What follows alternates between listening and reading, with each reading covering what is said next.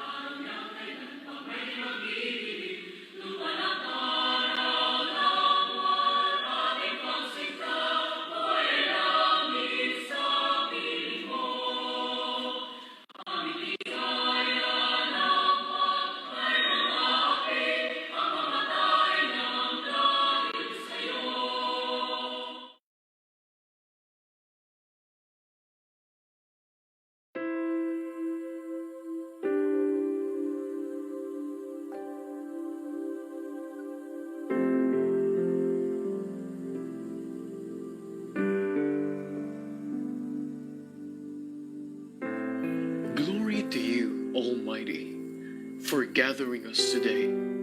Give us the fortitude to conquer life's challenges so we can excel and be upright in everything that we do.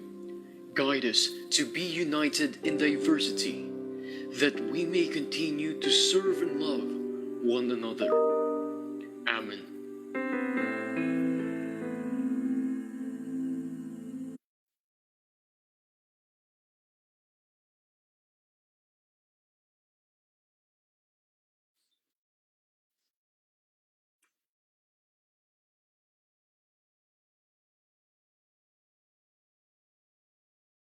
Good morning, everyone. Welcome to the Far Eastern University Institute of Education Teacher Education Summit 2021. I am Jocelyn Diaz-Arcon, Faculty of Institute of Education. And I am Maria Mariela Erica Di Besoro, a graduating student taking Bachelor of Secondary Education major in English. It is with a great privilege and honor to be your moderators for this event. Yes, Erica and I are grateful for today. Despite of limitations of our new normal, we are gathered to witness and able to listen the culminating program of our institute. And we would like to remind everyone to stay safe and maintain the safety protocols, especially to workplace or in any public places. Right, Erica? Yes, Miss Jo. Maintaining safety precautions are very important because health and safety starts with you. I would also like to encourage everyone to register to their local vaccination site so we can achieve herd immunity as soon as possible in hopes of a COVID-free world. And so, as what Miss Jo has mentioned a while ago in commemoration of National Teachers Month, the Institute of Education has come up with the event, a series of activities which aims to upskill and assist teachers, teacher education students, and aspiring professionals in moving forward on their academic and professional lives despite the effects brought by the pandemic. Wow, Erica, I'm so excited to hear our speakers, our invited guest speakers for today. And before we proceed to our program, I would like to greet our teachers and our future educators. Happy Teachers' Day to all of us. And to deliver the opening remarks, may I call on the Senior Vice President for Academic Affairs, Dr. Maria Teresa Trinidad P. Tino. SVP. Good morning, everyone. I'd like to welcome all of you. There are over 100 participants today. I assume they're all teachers. Welcome and happy Teachers' Day. Welcome also to our special guests for today, Dr. Ranvi Mangera of the Teachers Education Council, Franz Castro, Representative Franz Castro of ACT Teachers Party List, and John Shena of Neap. I'm going to stay with you the whole morning and listen to the presentations. I'm actually quite familiar already with Franz, and I are friends, and I've worked with ACT previously, so I know the good work that she and ACT have done for teachers' welfare. And I've heard, John, we were in a meeting before, so I'm aware of the very big and exciting plans that NAIAP has for in the coming future for teacher training and teacher education. I'm not very familiar with the Teachers Education Council, so I look forward to today's presentation to find out more. But so our three guests are all very much committed to education and teachers education. But I guess I'm here, if you just give me like a minute or so, just to say that FEU as well is very much committed also to education and teachers education. And FU Main Manila, which is where I am now. No, we have 6 institutes, and education is it's the smallest institute in terms of students, but the largest in terms of teachers, because most of our general education teachers come from the Institute of Education, and it's also maybe one of the largest institutes in terms of influence on the whole university, because we are all very committed to getting our teaching right. So although we have faculty also who are architects and nurses, medical technologists, people in political science, all of them at one point or another have to take undergo training programs that are run by our Institute of Education. So although it's a small institute, it's probably really like the largest institute in FEU. So if you will allow me, just I think it was mentioned in the video, but if you allow me to just go through it again, how proud we are of our Institute of Education, which is a center of excellence recognized by CHED as a center of excellence. It is also, and has been for many years, almost 10 years, level 4, which is the highest level accreditation by PACUCOA, but it is also certified by the ASEAN University Network, AUNQA. We have many programs apart from our offerings. We actually have a Center for Teaching and Learning, which has in the past done a bit of teacher training outside, but mostly it focuses on teacher training within. So we're very conscious that our architects and our accountants and our political scientists that they are experts in their field, but we are committed to making sure that they are good also teachers, as well as being good accountants, good nurses. They have to be good teachers. So we have a very active Center for Teaching and Learning, which is of course run by our Institute of Education. And very recently, John mentioned that he missed one. We had invited him to speak a little bit, but he had missed that event. No, that was the opening of we just recently opened a program for the advancement of math. So it's teacher training, but that's focused on math. We opened it only last well, the July was the formal opening, but we had opened it maybe a few months before. But already we've done so many teacher trainings. I think they've probably already provided training, and I think all of this has been free to over 1,000 students since we started. Just I think maybe in June or in May when we started.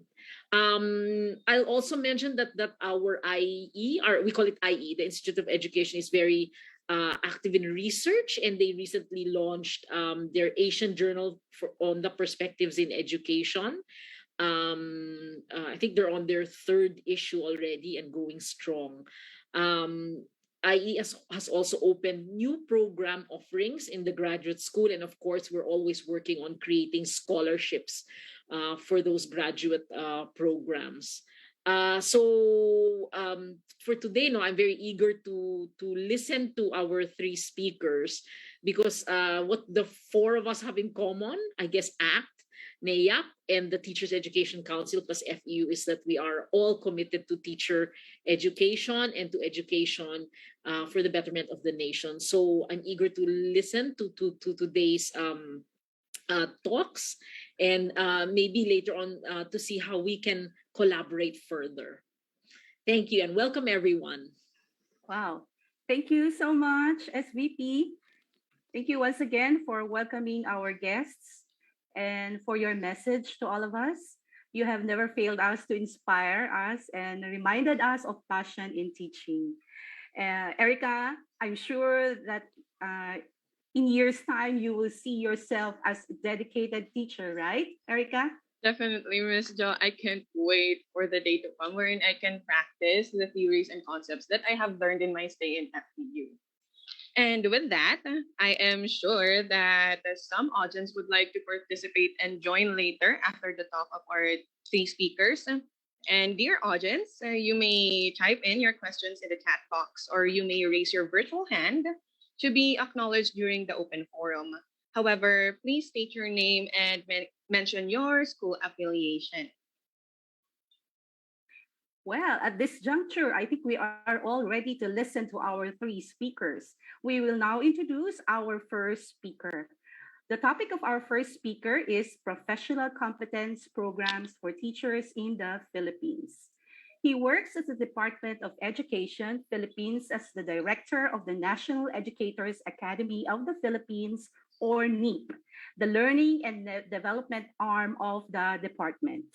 Prior to his stint at Neap Central Office, Mr. Shena has served in the DepEd Field Office as the Assistant Schools Division Superintendent Schools Division Superintendent Assistant Regional Director and OIC Regional Director.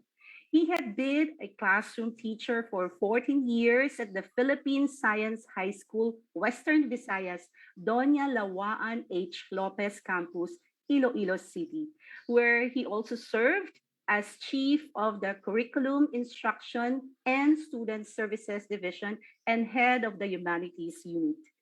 He holds a Bachelor in Secondary Education degree, major in English, at West Visayas State University, Iloilo, last 1992 as cum laude. Master in Education, major in English as a second language at the University of the Philippines in the Visayas, Iloilo City. Master in Communications at Victoria University of Wellington, New Zealand, last 2004 with distinction. Master of Education Management at Asian Institute of Management, Makati. last 2010.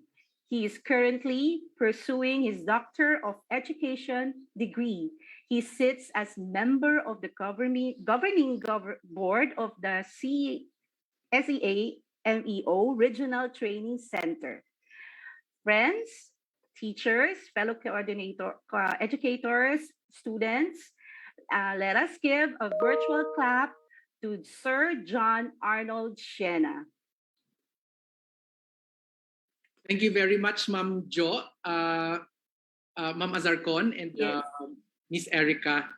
And also, I would like to greet the Vice President for Academic Affairs, Ma'am Tino. Aside from our formal engagements in this endeavor of providing, of webinars and so on, we have a common friend in Vicky Tino as well. And that's how I got to really know you better in terms of your relationship with Vicky, and because Vicky and I are really very, we were able to connect with each other. In fact, way back in 2004, when I was still a Philippine Science High School teacher in Iloilo, I joined her in this seminar in Singapore.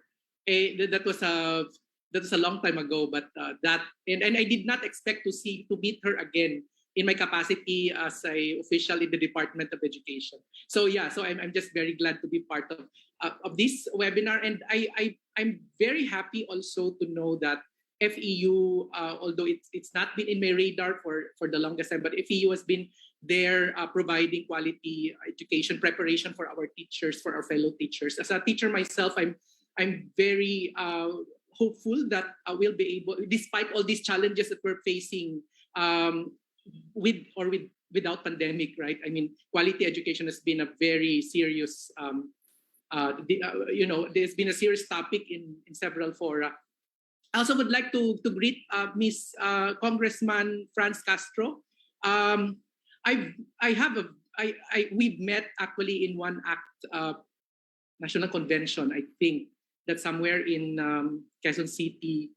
That's what's the name of the school? But I have very good friends in ACT. Even when I was still an assistant schools division superintendent in Bacolod City, and even as a superintendent, my friends are really coming also from ACT. So, and in fact, when RA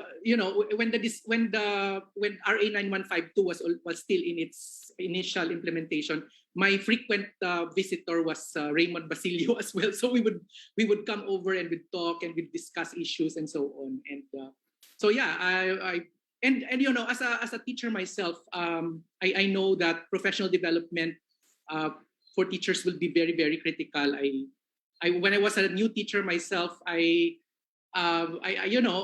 adjusting to my work was really difficult, and without that support system coming from the institution itself, life can be real hard. And maybe that explained why I left Iloilo City National High School after 1 year, because I thought that the support was really not there. So and then learning from that experience and maybe bringing that experience with me here now at the National Educators Academy of the Philippines, I just thought that maybe this is my part now. I was raised in an environment where there was little, if no support at all, and now it is my opportunity to provide that support. But my role now as the National Educators Academy of the Philippines official is really also very personal, because I have a boy who is now 2 years old, and I always ask myself whether I am part of his total preparation for the life that will come for him as a, and it will be ironic if as a teacher I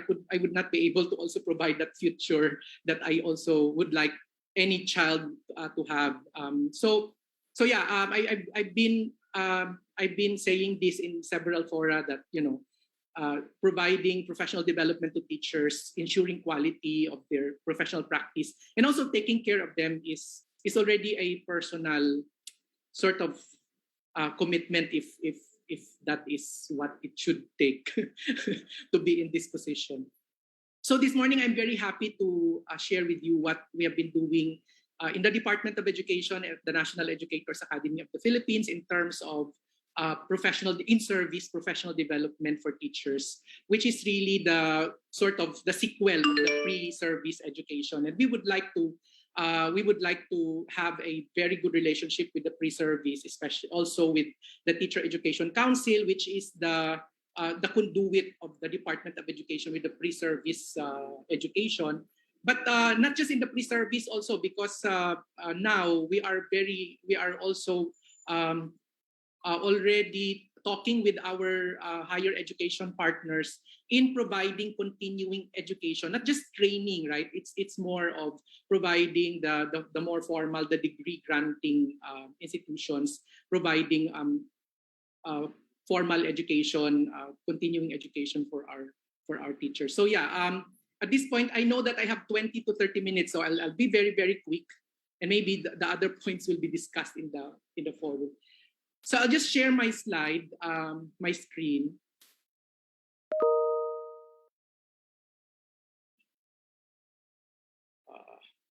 Wait. Okay.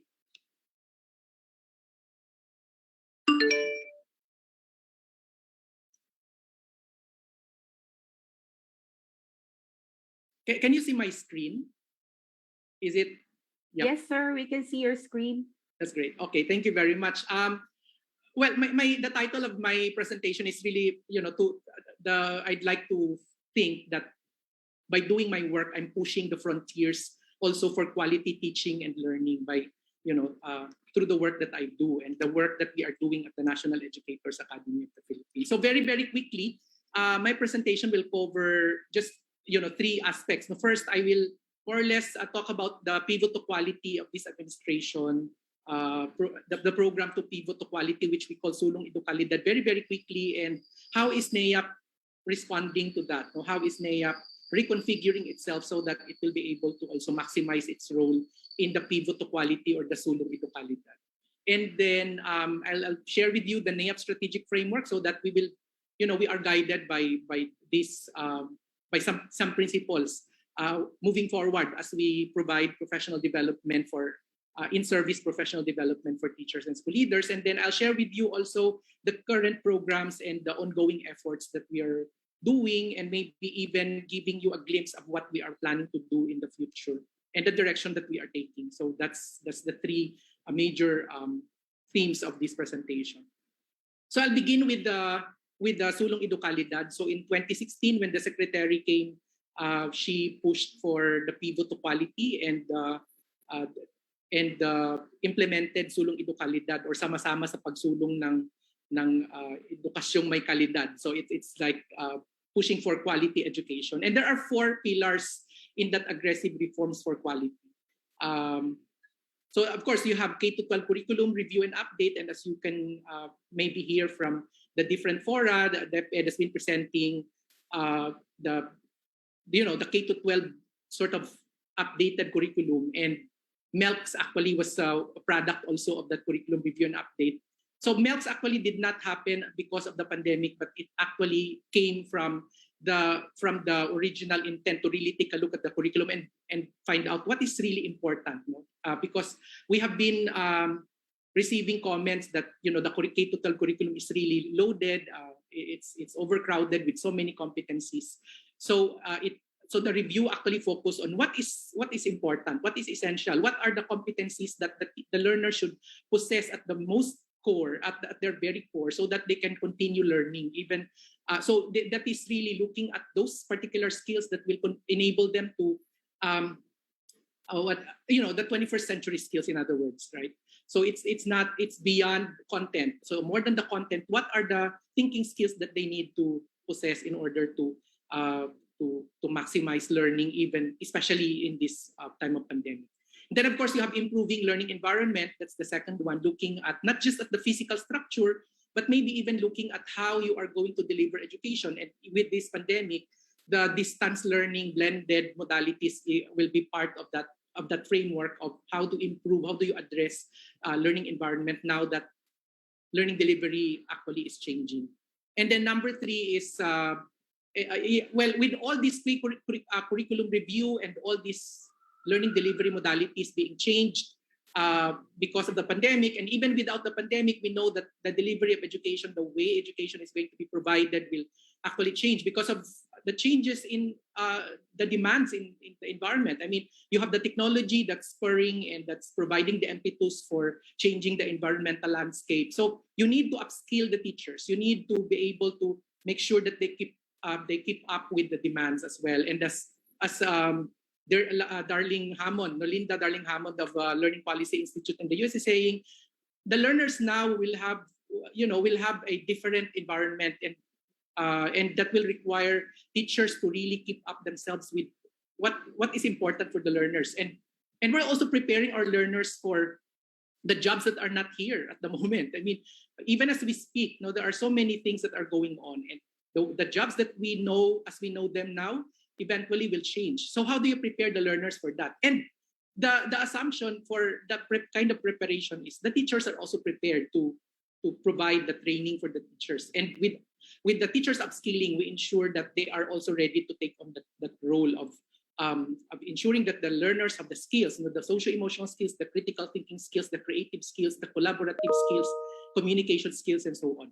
And of course, finally, the engagement of stakeholders for support and collaboration. Of course, we know that education is a community-wide enterprise. This is not exclusive to DepEd. We always remember that the work of education is how education sector is also working with the key stakeholders, with the community, so that we'll be able to also provide for the learners. Because at the end of the day, when you look at the resources, there will not be enough economics, and that's why there's only so much that DepEd, that Neap also can provide, and we are limited really by the resources that we have, given also this pandemic that has affected our economy. So we can only understand that maybe the other support can actually complement what the DepEd has been doing.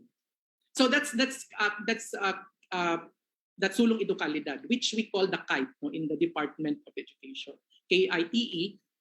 These are really I'd like to believe that these are the things that we have been doing, but maybe for this time we are making it putting more emphasis on what we're doing in terms of these 4 things. So just a brief background for Neap though. Neap was actually born out of the World Bank study in the 1980s, in the early 1980s, to decentralize education. And then in 1985, President Marcos then in 1985 issued Letter of Instruction 1487, establishing the National Education Learning Center, as part of the whole Ministry of Education organization, training organization. And so that's the beginning. And then in 1992, during the time of President Cory Aquino, Administrative Order 282 was issued to further beef up the work of Neap, but at the same time renaming NELC as the National Educators Academy of the Philippines. And then in 2015, there was some rationalization that came, and the scope of Neap work actually expanded from just teachers and school leaders. It expanded to all DepEd personnel. And then in 2019, in view of the Sulong Edukalidad, the secretary decided, you have to go back to the focus of Neap, which is the teachers and the school leaders. So we have Neap Transformation, which is DepEd Order number 11, series of 2019. So that's how we actually evolved through the years. Okay, so there are 3 things that Neap Transformation would like to achieve in order for this particular in-service professional development institution to really provide in-service professional development to teachers. The first one is to streamline professional development in view of the observation that so many trainings have been provided to teachers, and all the offices in the central office, regions, and divisions are providing professional development activities, and the teachers don't know anymore which one to attend. So we have to streamline, we have to put in a mechanism of integrating all these professional development activities. And so that's part of the Neap transformation. The second is make training activities programmatic and accountable. And that is to say that now that you're able to integrate everything, then all these activities, then you'll be able to program also. You have to be able to plan all these activities, all these interventions coming from a framework, coming from from an anchor or from some basis of of planning, like your professional standards, or even your strategic direction, and even the curriculum that we are providing to the learners will form part of that whole framework, how you program and how you plan for the teachers' professional development. And then the other major direction we're taking is also to make professional development effectively linked with the career progression. So we want to make sure that whatever we do, there is always a career progression or professional based on professional standards that is being addressed by the professional development activity or intervention. And then also to make sure that whatever resources that will be provided to us through the GAA, for instance, that Akong Castro is actually part of the body that approves, we're able to also efficiently use them, okay, and maximize the use of these resources for the benefit of the teachers.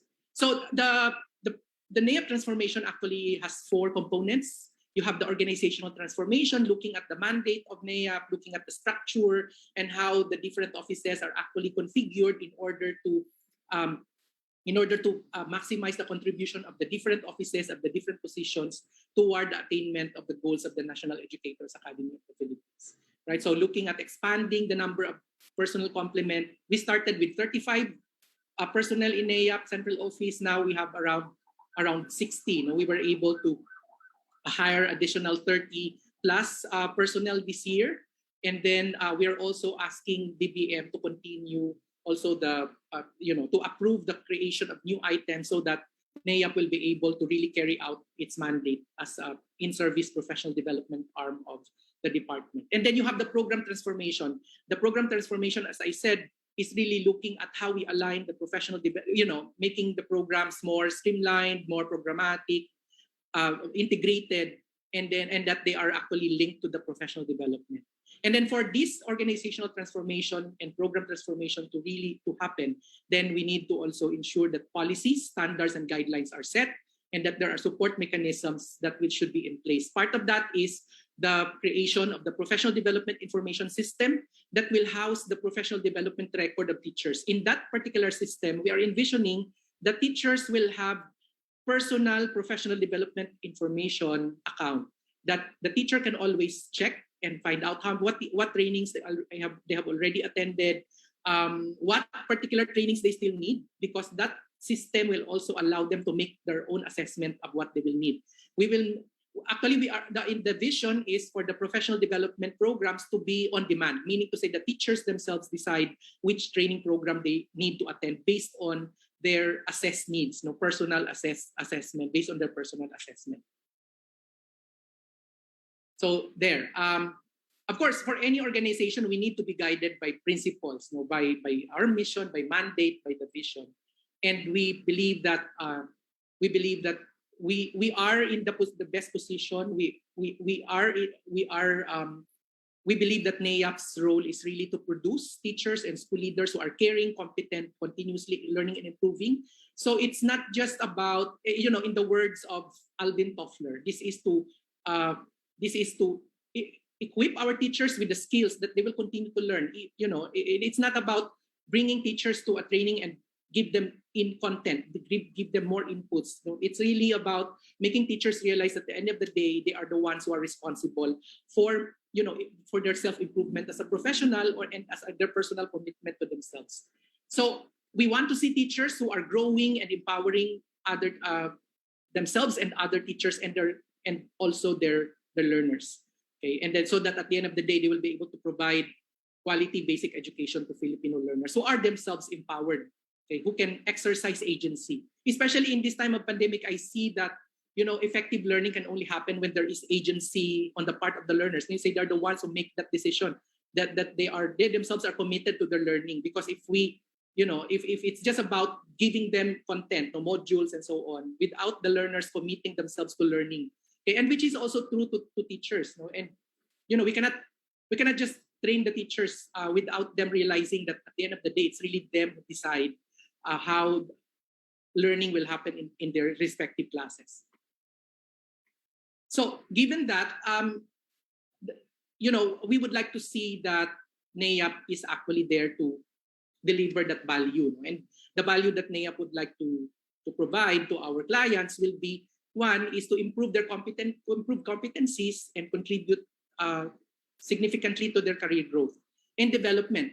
Now, how do we do that? By providing a variety of accessible and quality professional development for our teachers.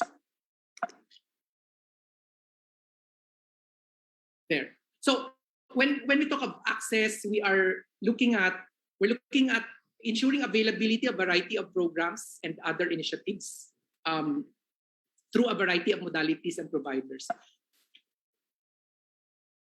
So when we talk of access, we're looking at formal short-term trainings, formal qualification programs like diploma courses, master's, doctorate, access to PD resources, professional network like Learning Action Cell, relationship-based PD like coaching, mentoring, informal learning like visits and observations, team planning and team teaching, lesson study. Okay, OECD is actually has a very extensive list of all these variety of programs, and we're looking at all of them, okay, as different possible activities for our teachers, and a variety of modalities, especially now that we are on pandemic and face-to-face is not possible. So we're looking at modular, online, synchronous, asynchronous, and blended as well. And then the variety of providers, and maybe FEU and other higher education institutions will be interested in this ecosystem that we are looking at in terms of providers of professional development for teachers. So we are looking at ourselves as providers. So NAIAP primarily also develops and implements its own program, but it's not just NAIAP. Okay, we are looking at that ecosystem where others can participate in providing professional development for teachers, but subject, of course, to certain guidelines and standards. No, other DepEd offices in central office, in the region, in the division, in the schools. And we are also looking at learning service providers that can provide short-term, long-term programs with and without subsidy through internal scholarship and sponsored scholarship as well.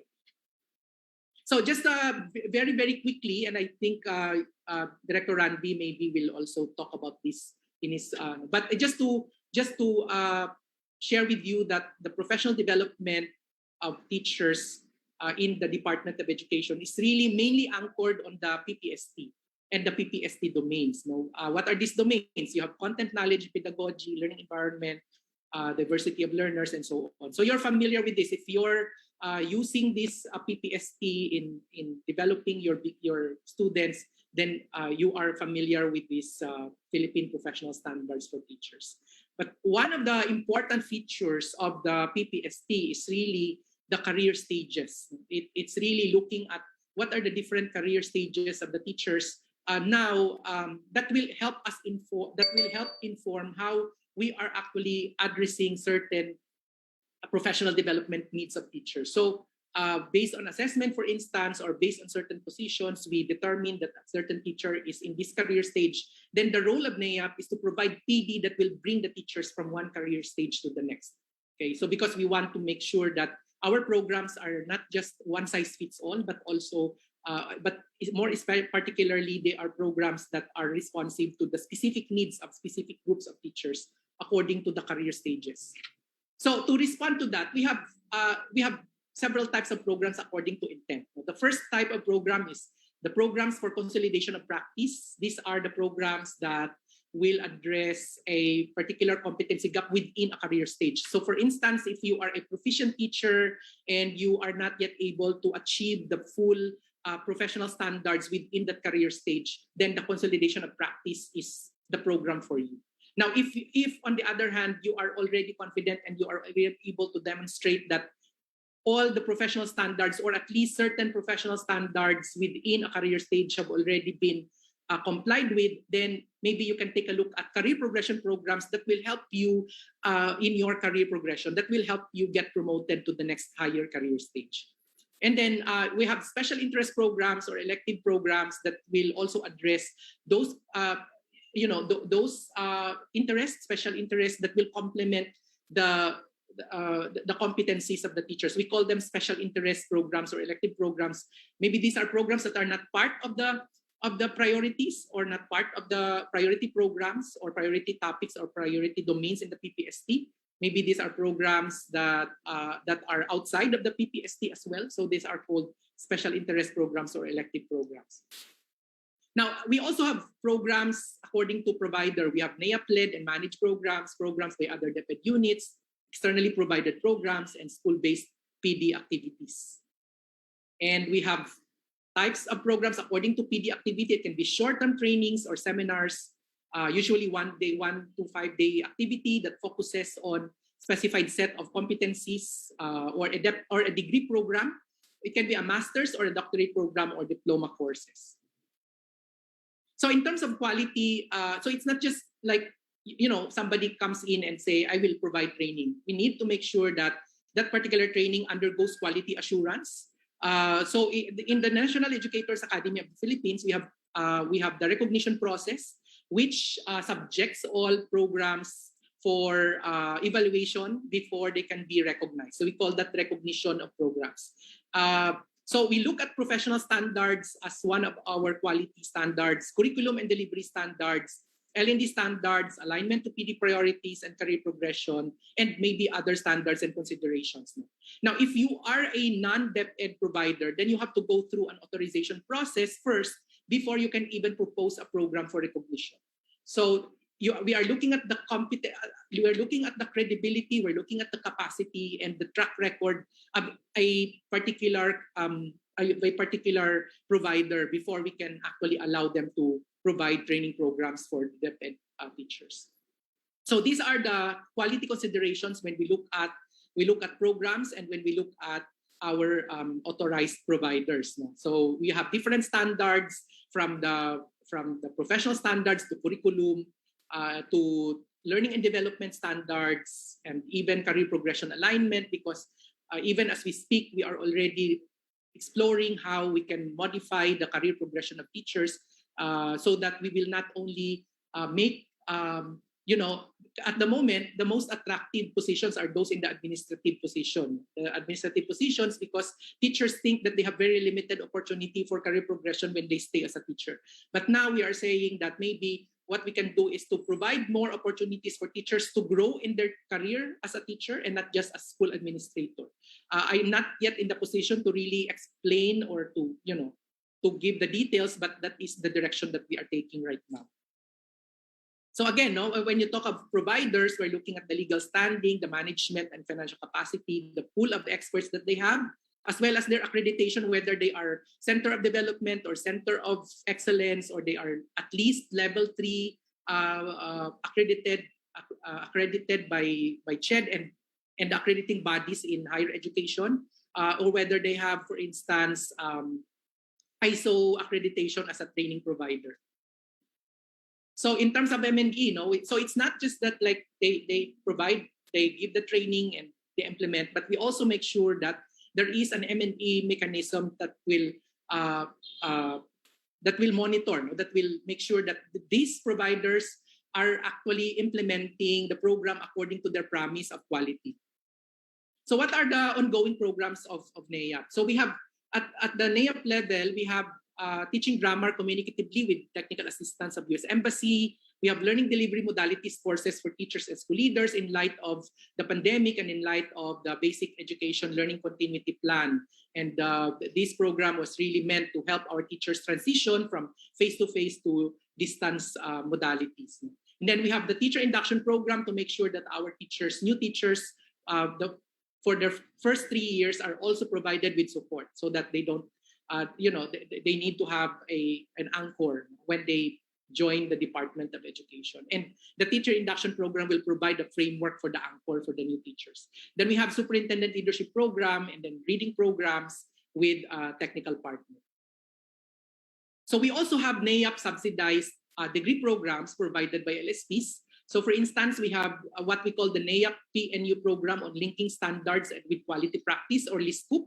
This is a customized program for DepEd teachers and school leaders leading towards a graduate degree. So we have around 2,820 teachers that are enrolled, or slots, and I don't have the actual figures of who actually are enrolled now in the program, but we have 2,820 slots for the teachers all over the country. The Department of Education, through the HRD fund, is actually paying the PNU to provide this customized program for our teachers. And then we also have the Neap UP scholarship program. So we have around 17 scholars now at the UP to pursue different degree programs. Then DepEd, we have DepEd subsidized trainings covered by MOA also. We have CMEO programs for teachers and also for our school heads. And there are other LSP programs that we are subsidizing, provided that they follow our guidelines for subsidy as well as for authorization. Now, we also have more than 80 programs covering the different professional standard domains, strands, and indicators provided by LSP or non-DepEd LSP. And then we are also managing, or more or less collaborating with the UST and other government and non-government or quasi-government agencies to provide degree programs for our teachers. So we have DUST, we have CMEO programs. We are sending our teachers to other countries through CMEO for their training programs, short-term programs, or diploma programs. And then you also have externally sponsored training programs like CMEO, for instance. So as I said, when we talk of the professional development of teachers in DepEd, what we want is to be able to make sure that we support the career progression of teachers. So our programs focus on fulfilling professional standards. So that's why we have what we call the consolidation of practice programs. And then we have what we call the career progression programs to support the teachers who are trying to fill the gap within a particular career stage and those who want to move to the next higher career stage. And then out of these programs, they earn credit units that they can use for their career progression. Because as we can see, when we are actually applying for promotion in the government, in the Department of Education, training is one of the QS or the qualification standards. And you need to earn equivalent credit units or equivalent to training hours in order to get qualified to be promoted to the next higher career stage. And that is satisfying the promotion requirements of the teachers through the training that they attend in the National Educators Academy of the Philippines or those that are authorized and recognized by NEAP.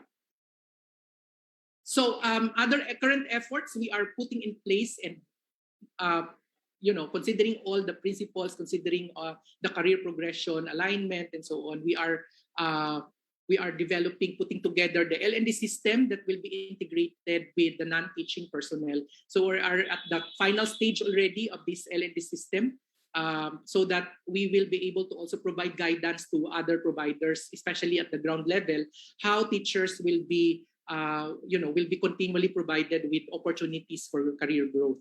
And then we are also developing the PD curriculum that is also anchored on the Philippine professional standards for teachers that will enable us to really plan for the programs that we believe will be very important for the teachers and that will really be aligned to what they need in order to get promoted. And then, as I mentioned earlier, we are also in the process of developing the professional development information system that will house the teachers' individual professional development record that teachers can always access in order to inform their decision in terms of what training programs they need to attend. And then during this pandemic, we have also provided communications package for the teachers. So they are provided with a SIM card that they can use to support their participation in the different professional development activities, especially those programs that are already recognized by the National Educators Academy, by the Academy. And then we are also modernizing the Baguio facility, not just a venue, but also to expand the services. So we are looking at a facility that will be able to also provide services for developing videos, for instance, that will also provide services for non-DepEd in relation to professional development of teachers, even in the private school. So I guess that is the end of my presentation. I would be very much willing to share with you my thoughts on the questions that you will raise. But I'd like to end with, and again, just to emphasize that the role of the teacher is very critical in the battle for quality education. And that's why we are in a very, very interesting position in the National Educators Academy of the Philippines to take part in that in that battle by ensuring that our teachers are provided with responsive and quality professional development, in-service professional development. I guess that's all from my end. Thank you very much. Yes, thank you po so much, Dr. Shanna, for that very comprehensive sharing regarding the professional competence programs for teachers. It is very helpful for us teachers and future teachers to know the National Educators Academy of the Philippines goals and purpose in helping provide quality education. We all felt that your talk is really helpful and very timely, especially now that we're in a generation where education is progressive and fast-moving technology is present. And as we all know, schools have adjusted to online learning due to the pandemic, and it has been a really big change for both educators and learners. Flexibility and resiliency has been a highlighted skill amidst this unexpected phenomenon. Indeed, these programs are needed to produce distinguished educators that can surely keep up with the progressive times. With the promise of quality education and educators, we will be able to produce effective professionals that will contribute to the community. Yeah, thank you, Erica. Very well said. And thank you so much, Sir Shena, Dr. Shena, for that very comprehensive. I'm happy to hear those programs and the aims of the Neap, no? And we are looking forward for those programs for our teachers. And before we proceed to our second speaker, let us greet our viewers here. We have here from St. Louis University, Baguio, and we have also participants from Navotas National High School. And also we have our fellow IE faculty. They are all here, no? Witnessing Yes, ma'am. yes, witnessing the speakers and listening to our speakers as well. And also the FEU page. IE page as well, no, Erica? Yes, ma'am. Yeah, and all your classmates, I think they are all here. Yes, And also ma'am. They are IE. here. Yes, they are here. Welcome to our seminars or forum for this morning. We're happy to see you and witness the speakers for this morning. Erica, can now move on. Yes, ma'am. Moving forward, we will now introduce our second speaker. His topic is uplifting the profession through the teacher education quality. Dr. Runvi V. Mangera is currently the Executive Director of Teacher Education Council Secretariat of the Department of Education and a member of the Commission on Higher Education Technical Panel for Teacher Education. He is presently spearheading the development of PEC scholarship policy and coaching and mentoring for depth ed cooperating teachers. Wow. He is also busy in the advocacy to promote teaching as the first choice for the best senior high school students. He is also a national trainer in research and busy doing research on teacher quality and teacher development. In 2018, he received the prestigious Gawad Sulo for Eminent Alumni in Leadership and Management category given by the Philippine Normal University. And aside from his work as text director, he is also sharing his experiences and expertise in the different fora, conventions, seminar, and training workshops inside and outside the country. Let us give a virtual clap to Dr. Runvi Mangera.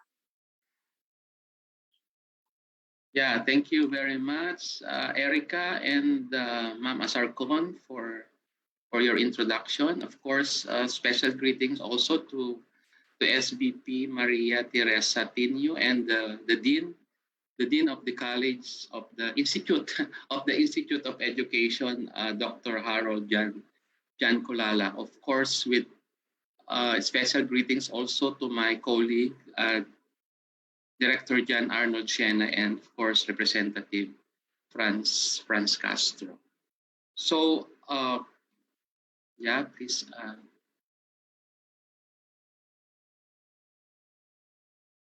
Okay, can you see it? Can you see my PowerPoint? Yes, sir, we can see your PowerPoint. Okay, thank you.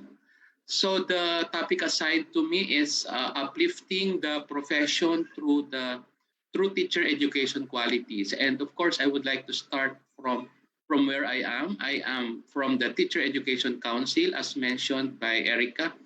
As you all know, Teacher Education Council is a product of RA 7784 that serves as a conduit, as mentioned by Director Jan. We serve as a conduit of the Commission on Higher Education, TESDA, PRC, and NCCA. Our chairman is, of course, our secretary, Leonor Magtolis Briones. So most of our projects, programs and projects and activities are geared towards teacher quality in the pre-service, moving to the in-service. It's the in-between. It's the in-between activities that students undergo through the PPAs that we have. Okay, so for this morning, I'll be talking about the context of teacher quality, although Director Jan already mentioned a portion of the Philippine Professional Standards for Teachers. And then, of course, I will be sharing with the group the initiatives of the TEC to uplift teacher education quality. So when we talk of quality, we always ask the question, how do we define teacher quality? So it says here that the quality is the standard of something as measured against other things of a similar kind, the degree of excellence of something, and a distinctive attribute or characteristic possessed by someone or something. So when we talk, of course, about quality, we talk about standards. We also talk about the attributes and the characteristics. For example, when we talk of quality in the Department of Education, we always refer to our document, which we call PPST, or Philippine Professional Standards for Teachers, because that document defines the standards and the attribute of the characteristics of would-be teachers and teachers in service from different career stages. So for Marby Collins, she actually provided us with a good insight on what quality is. And according to her, what all good teachers have in common, however, is that they set high standards for their students and do not settle for anything less. I'm very happy that the Far Eastern University is one of the COEs in the country. For your information, we only have 36 Center of Excellence in the country, and FEU is one of those universities. So it means that being part of that COE is tantamount in saying that you belong to that excellent institution that provides good training for our future teachers. So for Carl Menninger, what a teacher is more important than what he teaches. Yeah, actually, we are celebrating the World Teachers Day today. So happy Teachers Day to everyone. It is important. We always say that what remains after one semester, or what remains after a school year. I think it's important that we show to our students the character that we have as a teacher, and what really remains is not really the subject matter. Although we also share to our students subject matter, but others are saying that students look at how the teachers manifest or show their behavior as a teacher, or the way the teacher teaches their students matter a lot to our students. Well, in the National Association of Independent Schools came up with this definition of high quality teacher. So for them, high quality teacher establishes strong relationships with students. A high quality teacher also demonstrates strong pedagogical knowledge and a depth of content expertise. That's the reason why I think this is part of our Philippine professional standards for teachers, which I will discuss in detail in the succeeding slide. Of course, teacher also has to possess a growth mindset about his or her own capacity. It's because as teachers, we all share what we have, what we know to our students. We also share our personal life and how we deal with our lives and how to make the lesson connected to the life that we have. And of course, it says here that it fits well within the school's existing culture. So the teacher induction program, as mentioned by Director Jan, is one way, the TIP is one way of establishing and providing seamless transition from the pre-service to the in-service in DepEd. It means that after undergoing the 3-year TIP, you will be introduced with the culture of the Department of Education.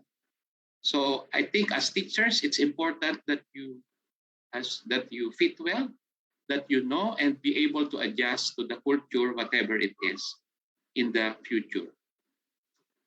So in the next slides, I will be sharing the initiatives of the Teacher Education Council to uplift the teacher education quality. So I have here on the list the Philippine Professional Standards for Teachers, a scholarship for incoming education students, the coaching and mentoring for cooperating teachers, and of course the joint CHED DepEd memorandum on the deployment of pre-service teachers for field study and teaching internship.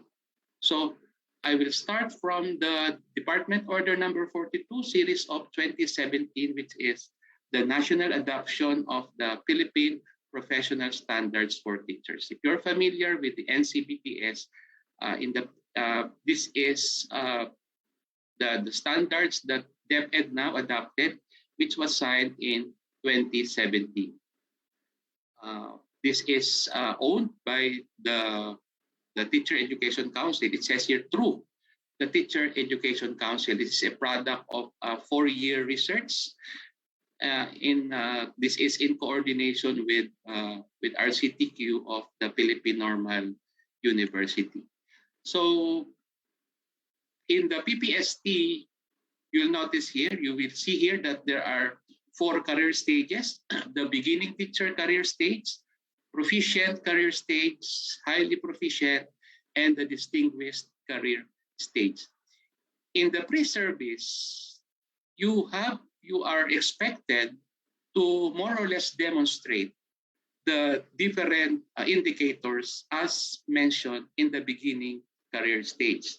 That's why in the beginning career stage states here that teachers who have gained the qualifications recognized for entry into the teaching profession and need support from more experienced colleagues. So the BTIs, we call it BTIs or beginning teacher indicators. There are 37 BTIs that are spread across the domains, and these BTIs are expected from the students to be developed and to be demonstrated at the end of 4 years. So it means that after your 4 years of stay in the university, you are now ready to face the teaching career, and you have to visit again the beginning teacher indicators and assess yourselves whether you already demonstrate those indicators after 4 years in college. So I will not anymore discuss the succeeding succeeding career stages because that is focused on the in-service teachers or those teachers who are already in the Department of Education. So as I mentioned, the PPST has seven domains. You will notice that these seven domains are also found are coherent with what you are taking in the pre-service courses. Of course, we just used a different terms, but all these domains are also found in the curriculum that you are taking. So the first domain in the PPST is content, knowledge, and pedagogy, followed by the learning environment. The three is diversity of learners, curriculum and planning, assessment and reporting,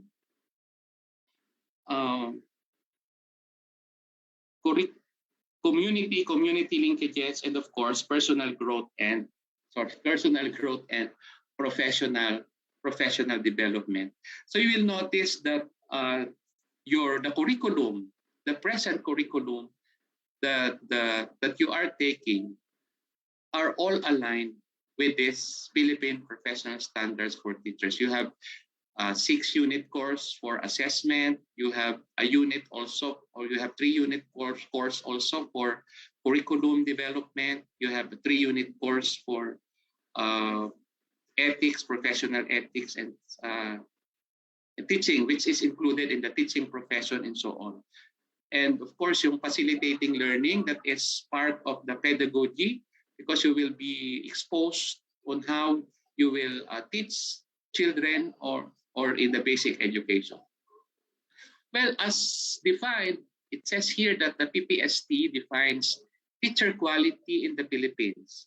So as I mentioned in the previous slide, when we talk of teacher quality, we talk about Philippine Professional Standards for Teachers. So we cannot also discount the fact that PPST is not the only source of information as far as teacher quality is concerned, because there are other standards that we also have to consider.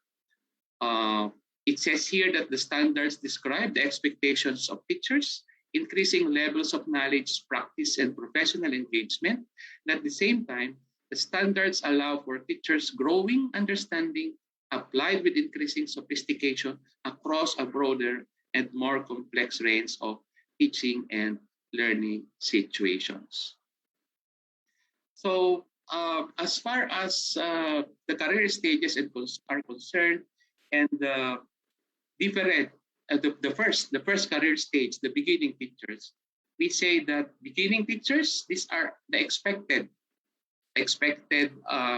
outcome that you have to develop after 4 years. So please take note of this, my dear students. Beginning teachers have gained the qualification recognized for entry in the teaching profession.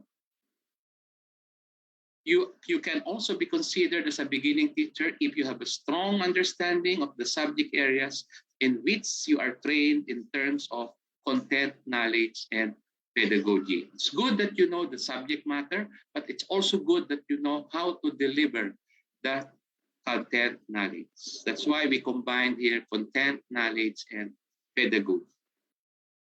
So you also have to possess the requisite skill, knowledge, skills, and values that support the teaching and learning process. It's expected that as future teachers, you'll be able to learn how to teach and of course understand the process of learning.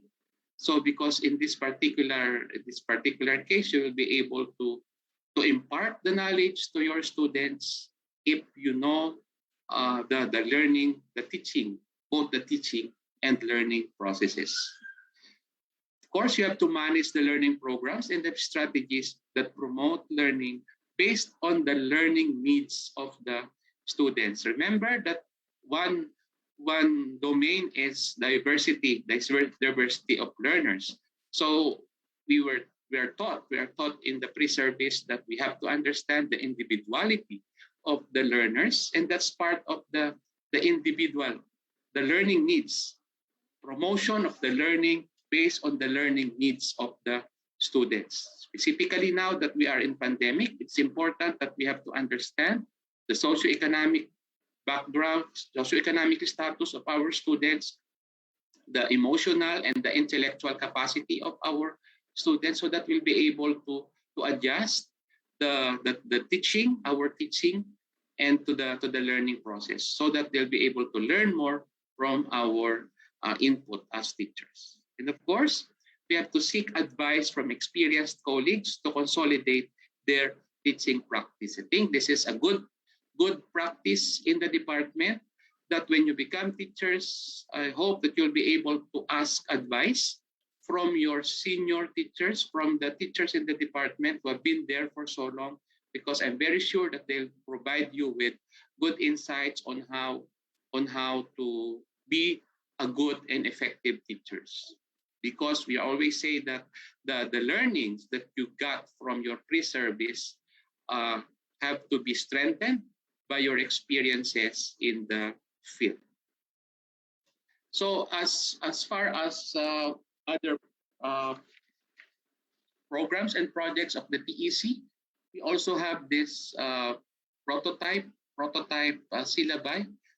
You will see here a compendium of syllabi from in professional education courses, early childhood education, English specialization courses, mathematics, social studies, and values education. So in order to help the TEIs in meeting DepEd's expectation, the TEC led the development of the prototype syllabi on priority areas in pre-service teacher education. I think FEU was also part of this initiative of the TEC, wherein we asked the help of the deans and the chairs of and the specialists in the College of Education and in the institutes to serve as our consultant and to provide us with a good model for a syllabus in the different subject areas. The prototype syllabi, we say, is research-based, and of course, it's standard-based. We considered not only the Philippine professional standards for teachers, but we also look into the outcome-based education framework of CHED, and of course, the PQF and the AQF. So that's why we say that this prototype syllabi is responsive to the needs of the society. So we already launched this COE prototype syllabi in December of 2019, and I hope FEU is considering this as one of their sources or as reference in their teaching the different professional courses. So we also have another project that we have is the coaching and mentoring module. The TEC came up with this module, and we call it Supporting Beginning Teachers, a coaching and mentoring module for DepEd supervisors and experiential learning students. So TEC believes that there is a need to support cooperating teachers in their role as mentors and coaches for teaching interns. Hence, TEC came up with the modules for teaching for DepEd teachers. Specifically, this particular coaching and mentoring module provides the cooperating teachers in DepEd with a theoretical background geared towards setting their personal mentoring, coaching, and clinical supervision perspectives. We also aim, of course, to capacitate our CS, our cooperating cooperating teachers, with the observation and feedback principles and strategies through discussion, sharing of experiences, and demonstration. And of course, we want our teachers also to familiarize themselves with the use of COT, or we call it as the classroom observation tool, and orient the cities on the new directions for teaching internship. And because we are in pandemic, the Commission on Higher Education and the Department of Education came up with this joint CHED DepEd memorandum order. I think it's already out, and we can make use of this as our basis in deploying our field study students and, of course, our interns in the public schools. It says here that DEIs and the cooperating schools must continue to strive to sufficiently prepare the next batch of teachers to teach in the post-pandemic new normal environment. So this is already out. It was already in the website of the Commission on Higher Education. So of course, we also have the TEC scholarship. This is an ongoing project of TEC. In the Philippines, most of the top students chose another profession because of the image of the teaching profession.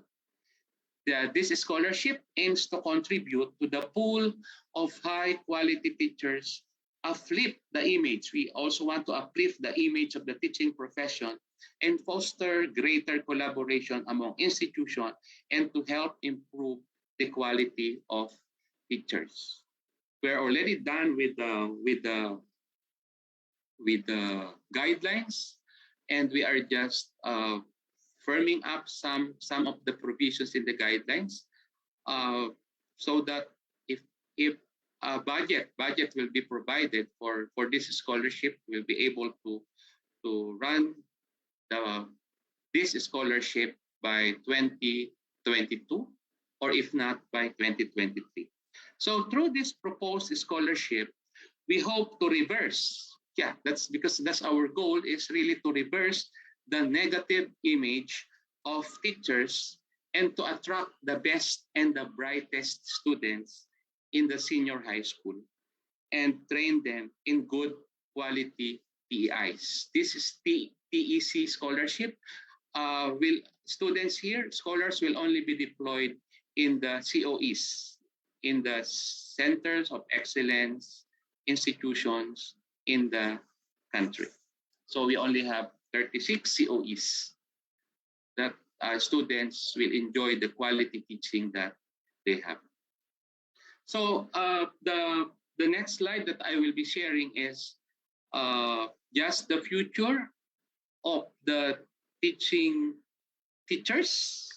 So this is actually not from the TEC, but it's also good to share to the group that in the future there will be a teacher's career line, that if a teacher wants to pursue administration, you have there as school principal 1, 2, and 3, and 4.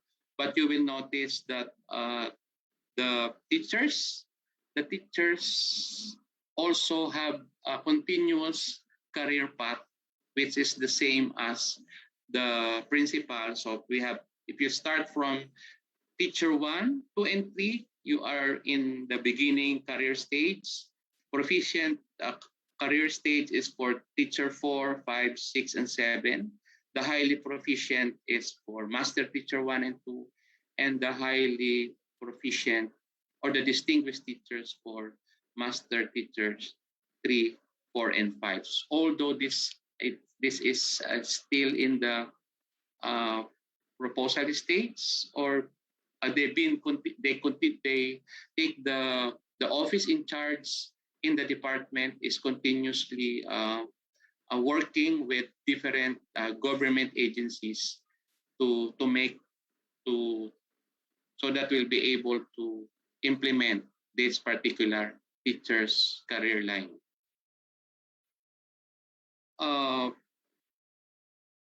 I would like to end my presentation with this statement by McKinsey in 2007.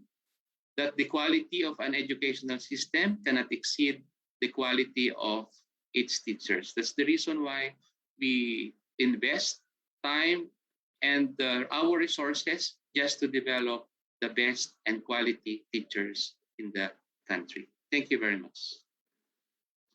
Wow, thank you so much, Dr. Ranvi Mangera, for that very comprehensive talk, for reminding us our profession in the teacher education, that very uplifting message to us educators, the context of teacher quality, the career stages of the Philippine professional standards for teachers, the domains of the PPST as well, the teacher quality, which reminds us to be the standards, its attributes, the characteristics, and even the TEC scholarship you have also mentioned to us, and the high standards for our students not to settle for anything. And what a teacher is more important than what he teaches. Actually, Dr. Magera, while I was listening intently to your talk, I was reminded with my work then when I was still in the basic education. I taught junior high and then elementary as well. And then I had a chance to mentor and coach as well these fresh graduates and new beginners of teachers for building the skills for future goals and milestones. And it's quite inspirational. And we are once again reminded of, aside from delivering the content to our students, it is also equally important to make our students inspire, to ensure their success and encourage them to fulfill their potentials. And you know, Erica, I have been in the academe for, wow, 3 decades. And I must say that if you want to be a great educator, you must connect with your students and reach them on multiple levels, because the best teachers are committed to their students inside and outside the classroom. Yes, Miss Jo, I will put that into heart, that a teacher that inspires is a role model and influence that goes far beyond academic achievement. I aspire to attain the best version of me as an educator. Yeah, we will be hearing from Dr. Bangera later on when we will have our Q&A. Once again, Dr. Bangera, thank you so much. Erica? Yes, ma'am. And before I introduce to you our last speaker for today, I would like to acknowledge the IE batch of 2018. Hello, guys. Yeah. Hello. Our viewers from our Facebook Live. And I would also like to acknowledge our viewers from De La Salle University, Dasmariñas, Cavite campus. Thank you for attending the summit. Yeah. Welcome to the Far Eastern University Institute of Education Teacher Education Summit 2021. Yeah. And now, let me introduce to you our last speaker that will be discussing about the legislative efforts to uplift teachers' welfare. That is, she is the Assistant Minority Leader and ACT Teachers Representative, House Representative. Let us give a virtual round of applause to Representative Franz Castro. Hello, good morning to the participants here in the summit, sponsored by the FEU Institute of Education. I'd like to greet my friend, Dr. Teresa Tino. I call her Trina. Yes. Natutuwa po ako sa pagbibigay ng pagkakataon sa ACT Teachers Party List to participate here in the summit. So it really parang nag-flashback sa akin yung bagong teacher pa lang ako dun sa discussion with Sir Rundvi at saka syempre si Sir Shena. So ngayon naman medyo mga batas-batas what are the legislative agenda of Teachers Party List concerning private school. Pero meron din kasi dito mga bills na parang that benefits both public and private. Okay? So, may I share my screen?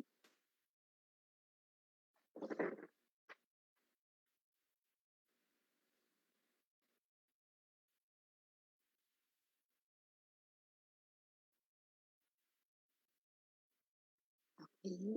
Um, so can you see my screen? Yes, Yes, po, ma'am. ma'am. Ayan.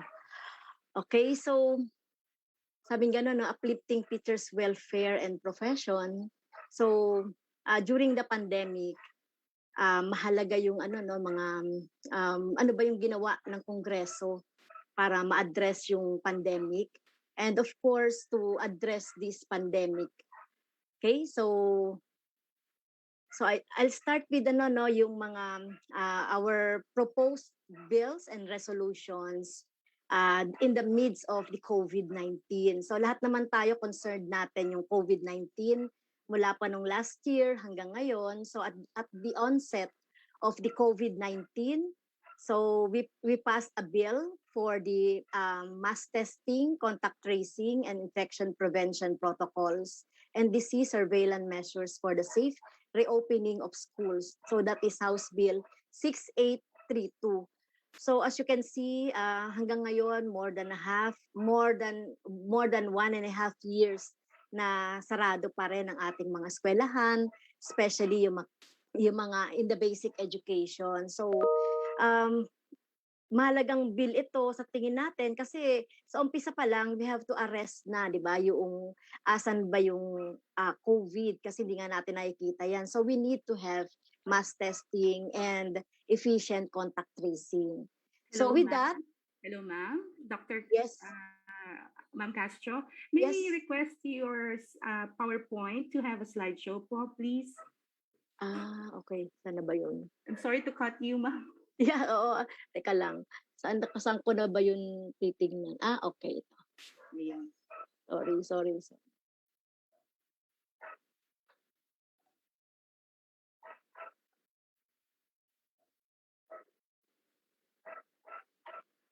Yeah, there you go. Thank you, ma'am. Sorry. It's okay. Hindi ko Thank you, ma'am. napansin. Okay. So together, another House bill that calls for the mandating the free mass testing. Ito naman para sa lahat ng cases, suspect cases noong panahon ng this is for April, May, and June. So yan, this is filed by the Makabayan Bloc. Makabayan Bloc is a group of opposition in the Congress. Ito yung Teachers Party List, Bayan Muna, Gabriela Women's Party, and the Kabataan Party List. So ito, mass testing naman ito sa lahat ng suspect cases sa mga risk areas natin sa communities.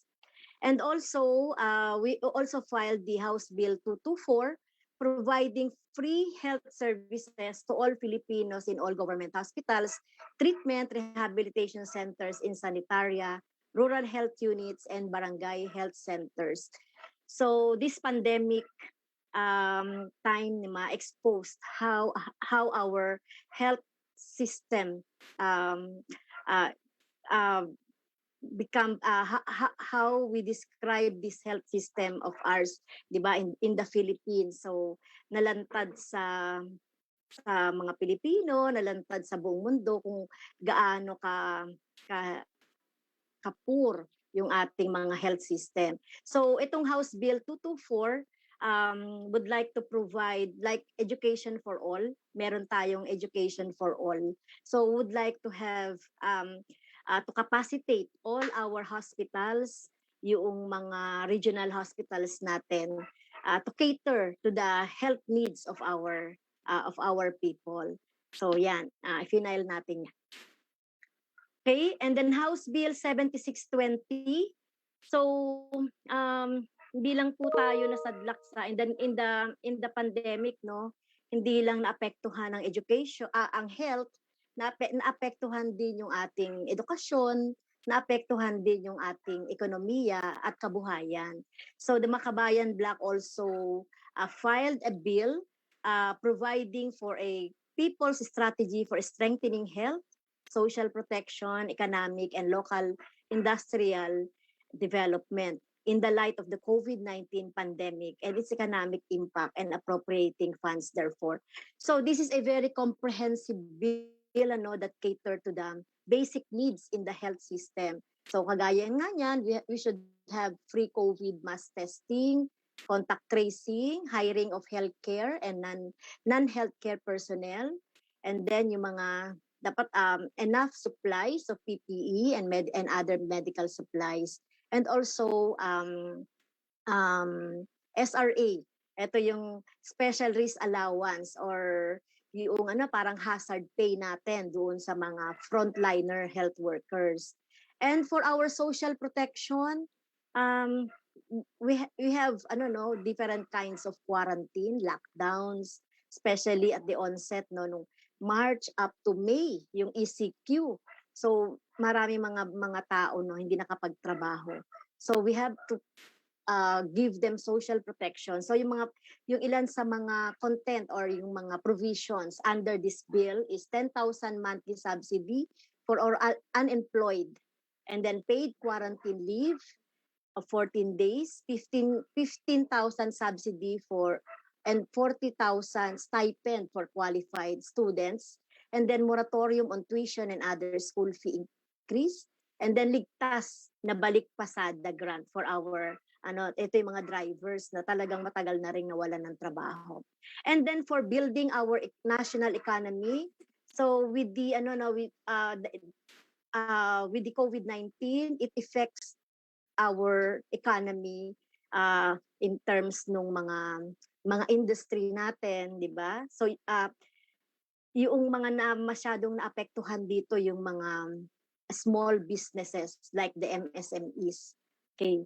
So nakalagay diyan creation of National Industrialization Council, wage subsidy and relief for our small medium enterprise. Okay, tapos yung free land distribution as a support to our farmers, rice industry development program. Tapos syempre yung Buy Filipino, Build Filipino campaign, and the national mass transportation. So yun yung ilan sa mga provisions under this shield bill. Ayan. We also filed House Resolution 93. By the way, this shield bill is also consolidated with the Bayanihan 3. It was approved in the third and final reading in the Congress, but unfortunately, in the Senate, hindi yata nila napag-usapan at hindi yata importante ito. So yun. Okay, so we also filed House Resolution in aid of inquiry. Ito yung inquiry natin on Dole Camp. So it is a resolution urging the Committee on Labor and Employment to conduct an inquiry in aid of legislation into the exclusion of teachers and education support personnel in private elementary and high school and higher education institutions from the Department of Labor and Employment COVID-19 Augmentation Measures Program, thereby failing to swiftly aid this subsector of workers in coping with the COVID-19. So, isa sa mga apektado ng COVID ay yung mga private school natin. In fact, there are more than 800 schools who were closed o kaya naman nagtanggalan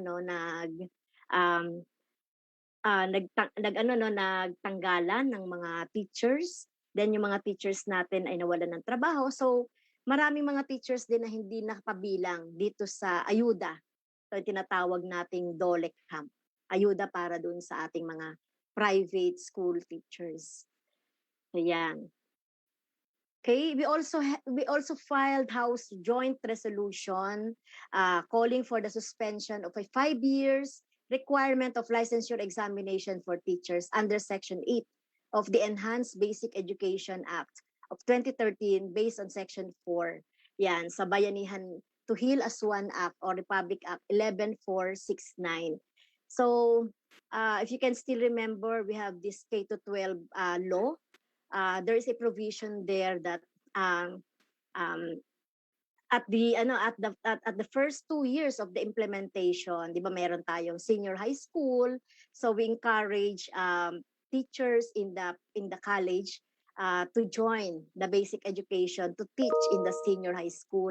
Kaya lang most of them don't have yet the licensure examination for teachers. So yung batas na yon, yung K-12 law, provided for a 5-year allowance for those teachers in college who joined in teaching in the senior high school in basic education to complete sana itong licensure examination.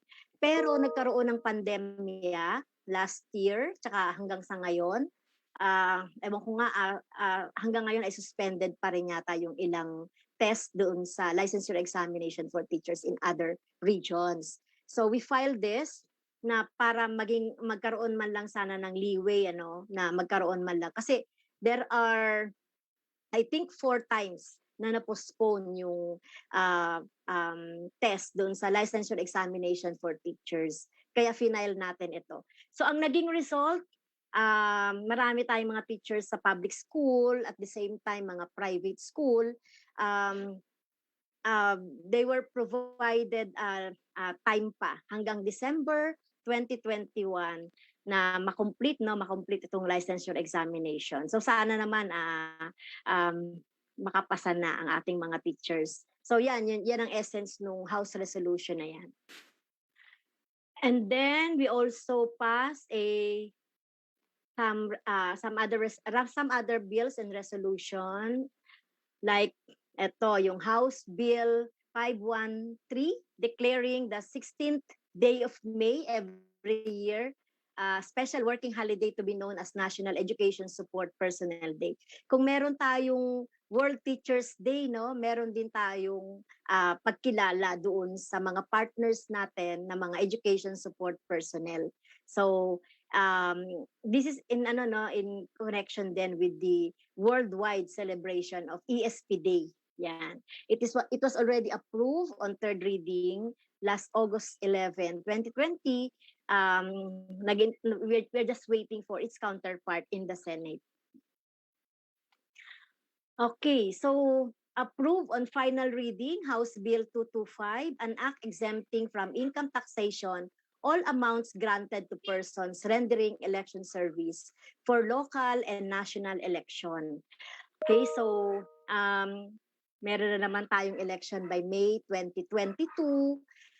For the last 2 elections, the honorarium of voluntary poll workers were deducted tax of 5%. So, ayaw natin yon. Gusto natin ay exempted yon from income taxation. So, naipasa naman ito on third reading. We are just waiting for the version of the Senate.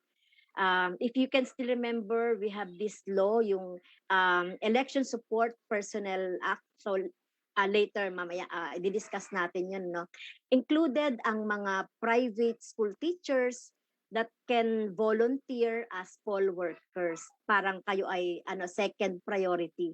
So priority yung mga public school teachers, second priority yung mga private school kapag kulang yung mga public school teachers o kaya ayaw mag-serve yung iba nating mga public school teachers at kulang. So yung second priority ay mga private school teachers. Yan. Okay, we have also House bills that are in the technical working group. Ibig sabihin, na first reading na siya at dinidiscuss na ito in consolidation with the other bills in the Congress. Okay, like for example, House Bill 220, Teacher Protection Act. Okay, so ito naman ay yung important provision of this is that yung tungkol doon sa discipline inside the classroom at saka classroom management. So dapat hindi ito ma-equate into child abuse. Kaya meron tayong some provisions, there are provisions in the bill that protect that classroom management and classroom discipline cannot be equated to child abuse. But of course, ayaw natin naman yung may magkakaroon ng corporal punishment or mananakit tayo ng mga bata. Yan, House Bill 223, pagbabalik ng asignaturang Pilipino at asignaturang panitikan sa curriculum ng kolehiyo. There was this Supreme Court decision na parang naging optional na lang yung pagtuturo ng Filipino sa college. So itong bill na to at least ibabalik natin yung 9 units sa Filipino and 3 units in Panitikan. So yan, yung House Bill 223. Yan. Nagkaroon na ng discussion yan sa technical working group. Yan, pero hindi pa naulit. And then House Bill 5165. So free postgraduate education to public and private school teachers. So yung aim nito is to provide scholarship and to provide so that our teachers in public and private can pursue professional growth or professional development. Yung mga magmamasteral, doctoral, free sila doon sa mga state colleges and universities. So yun yung essence ng House Bill 5165. Okay? And House Bill 510, ito, repealing the Continuing Professional Development Act. Ang update dito, hindi natin na-repeal but we had some amendments on the CPD law. Okay? So for the teachers, you will renew your professional license at ID after 4 years, after you have completed 45 units, CPD units in 4 years. Yan. So yan. Pero sa teachers, pinare-refill natin yan kasi example in the public school, in the public school kasi marami ng mga inset training, marami ng mga webinars, seminars that are given by the Department of Education in different levels for free. Yan, for professional development. I don't know, sa college yata, meron din yata kayo, sa private school, meron din yata. Kasi we believe, and that is also provided in our Constitution, that the professional development for employees and for their for teachers should be provided by the government in the public sector and by the employer in the private. Yan.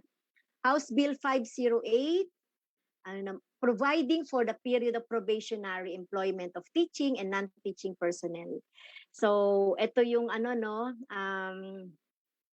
yung period of probationary, parang 6 months yata sa private school, yung probationary period. So in the deliberation, in the committee, parang napag-usapan dito na sana minimum of 1 year. Pwede nang ma-permanent yung ating mga teachers natin sa private school. Okay, ganun. Included ito dun sa labor code. Pero syempre, kami sa teachers, pinaninindigan pa rin natin yung 6 months that is provided in the labor code. Ayan. So, House Bill 226, strengthening the people's right to information. So, mahalaga sa ating lahat ito, no? Yung ating karapatan sa impormasyon. So, this is being deliberated na in the committee, in the technical working group. Okay, House Bill 512, extending the expanded paternity leave. Yan, amending the law on paternity leave of 1996. Ano bang paternity leave ngayon? 7 days. So this, in our proposal, 30 days.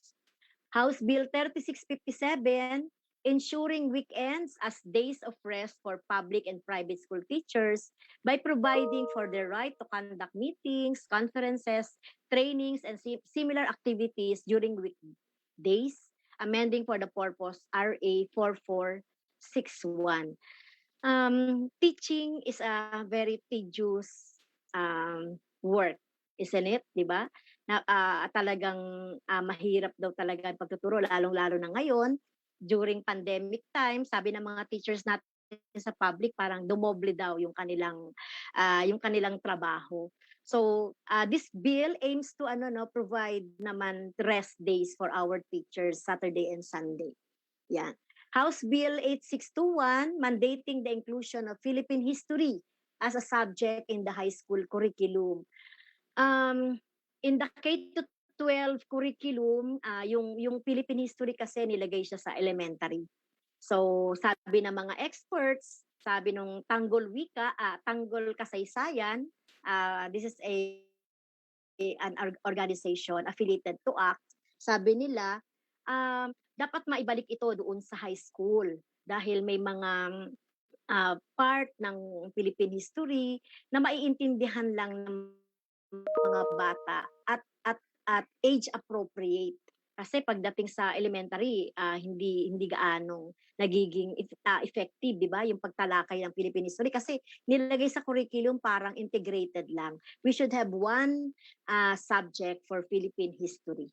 So yan naman ay recommendation ng ating mga history teachers.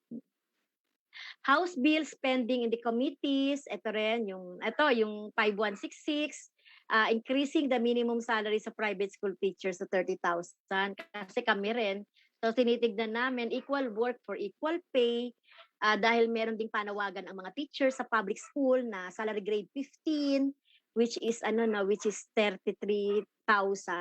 So gusto natin makaagapay din yung ating mga teachers sa private school. So yan. Kay Magna Carta for private school teachers, this is a two year in the making. Kasama natin yung ating mga private school teachers. So sila yung sa atin na nag-push sa active teachers party list to file House Bill 583. So discuss ko konti yung mga yung mga content landmark conditions, respect for professional and political rights are the same struggles waged by and together with the private.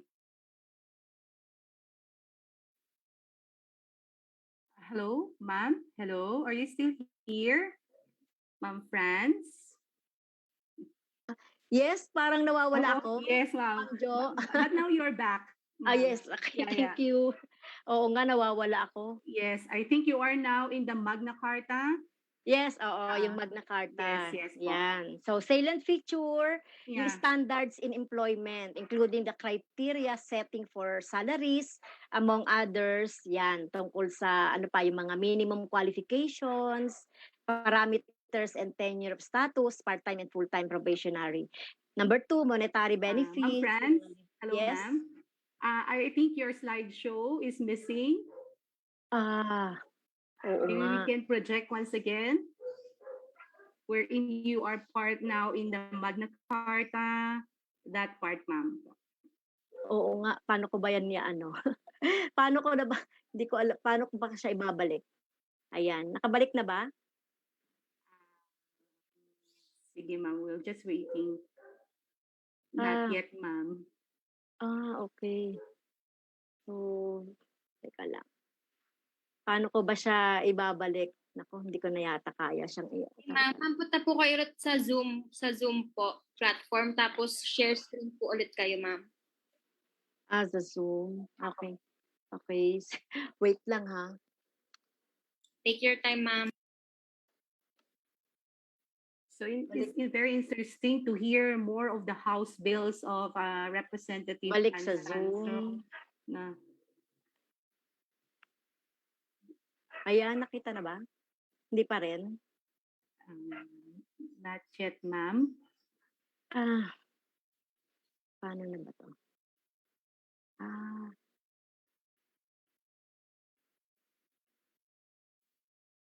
Wait. Pasensya na po, hindi na ako makabalik. Wait lang. Sure. Ayan.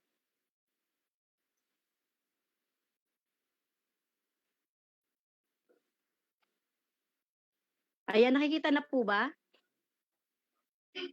Not yet, ma'am. Hindi ko na kayang bumalik. Wait lang. And then sure. Balik ako.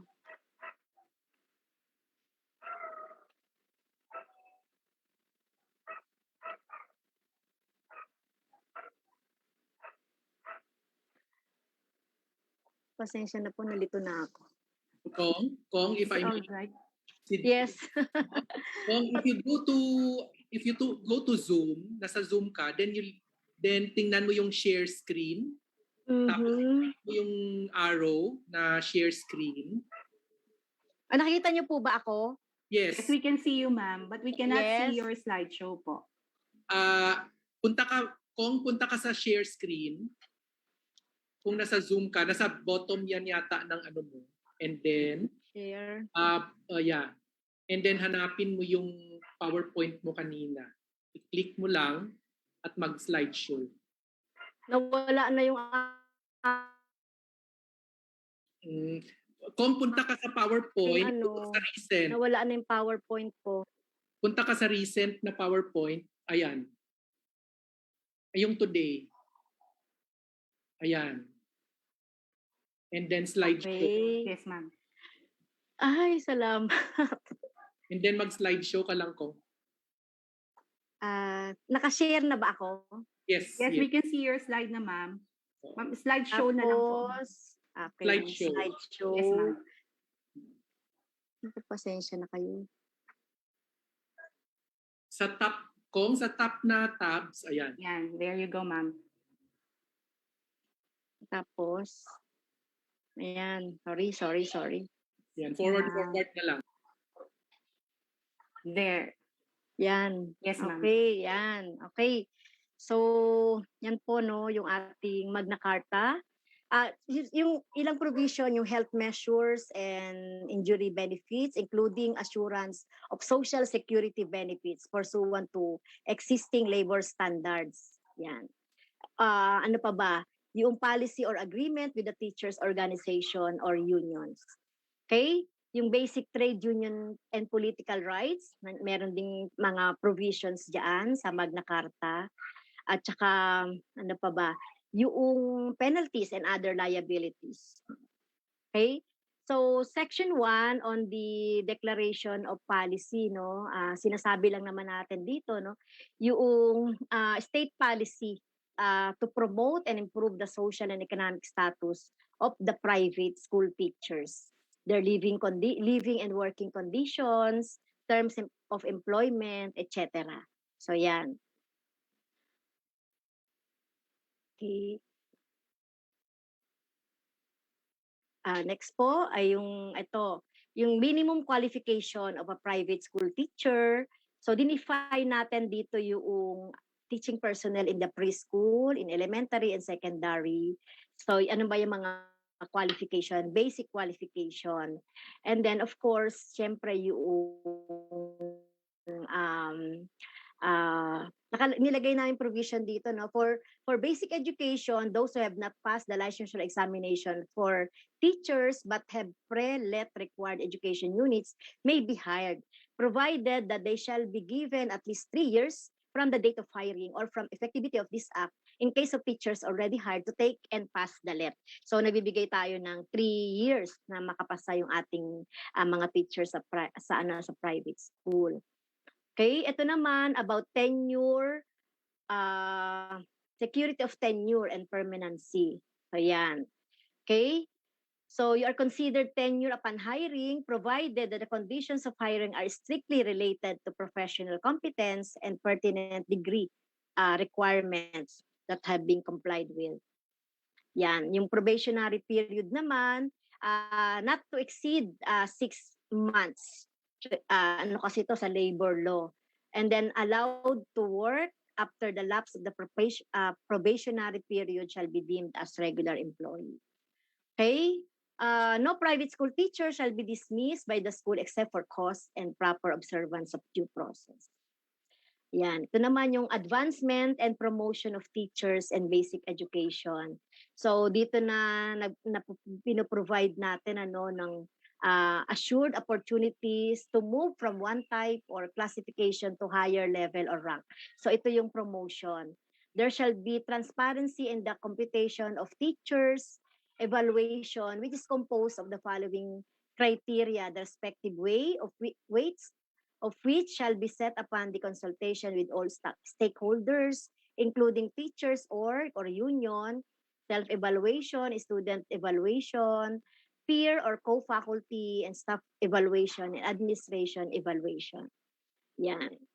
Academic freedom. So the teacher's freedom in exposition of his or her own subject and related matters in the classroom or in speeches and publications. So dito rin binibigyan natin ng ng rights yung teachers freedom in the choice of subjects of research and investigation undertaken on their own initiative. Okay? School authorities recognition that whenever the teacher is speaking or writing outside their field of study, he or she shall be entitled to the same responsibility as attached to all other citizens. Okay? Ito naman, letter D, yung pagpili ng mga textbooks and other reference materials and instructional materials. Kasama din yan dun sa academic freedom. Okay? Teaching hours. So yan, yung teaching hours, there shall be actual teaching, classroom teaching in basic education shall not be more than 6 hours a day. Yeah. Okay? So provided kapag merong, may lumagpas sa 6 hours, there should be an overtime pay or overload pay of 25% of their basic salary.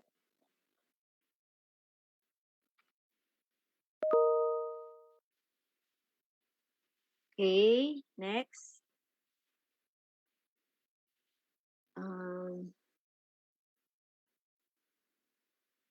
Okay, so ayan yung more explanation on the teaching hours of teachers and their responsibilities, yung mga loads, yan nakalagay dyan. Okay?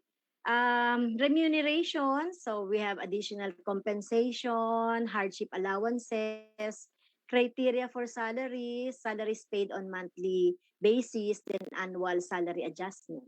Okay? Sick leave for 15 days. Yan, vacation leave for 15 days. And Section 23, provided din dapat na indefinite leave. Okay? For a longer treatment. And that will not exceed naman 1 year at least.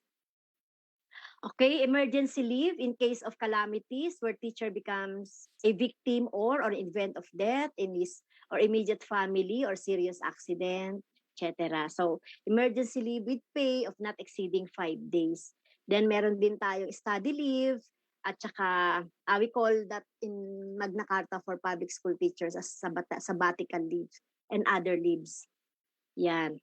Medical examination and treatment and then compensation for injuries. Yeah. Ito, private school teachers are also entitled to de minimis benefits that include eyeglass allowance, rice allowance, clothing allowance, wellness allowance, communication allowance, medical coverage, yun HMO, and others. Yan yung mga de minimis benefits. Ano pa to? Freedom to organize. So, private school teachers shall have the right to freely and without previous authorization to establish and join organization of their own choosing, whether local, national, local or national, to further defend their economic, civil, and political rights. So, meron yata sa private school, yung mga unions. Okay, discrimination against teachers shall be prohibited. Yan. So, nandiyan yung mga, to make the employment and promotion of teachers subject to condition that he or she shall not join an organization or shall relinquish membership in an organization.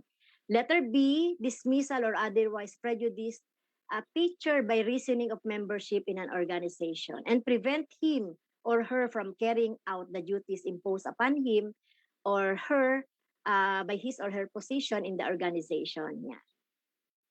Okay, the right of teachers and their organization to conduct strikes, pickets, and other concerted activities shall not be impaired in any manner, nor their exercise prejudice any teacher or teachers organization. Yeah. So yan naman ay nakalagay naman yan sa Constitution, Philippine Constitution.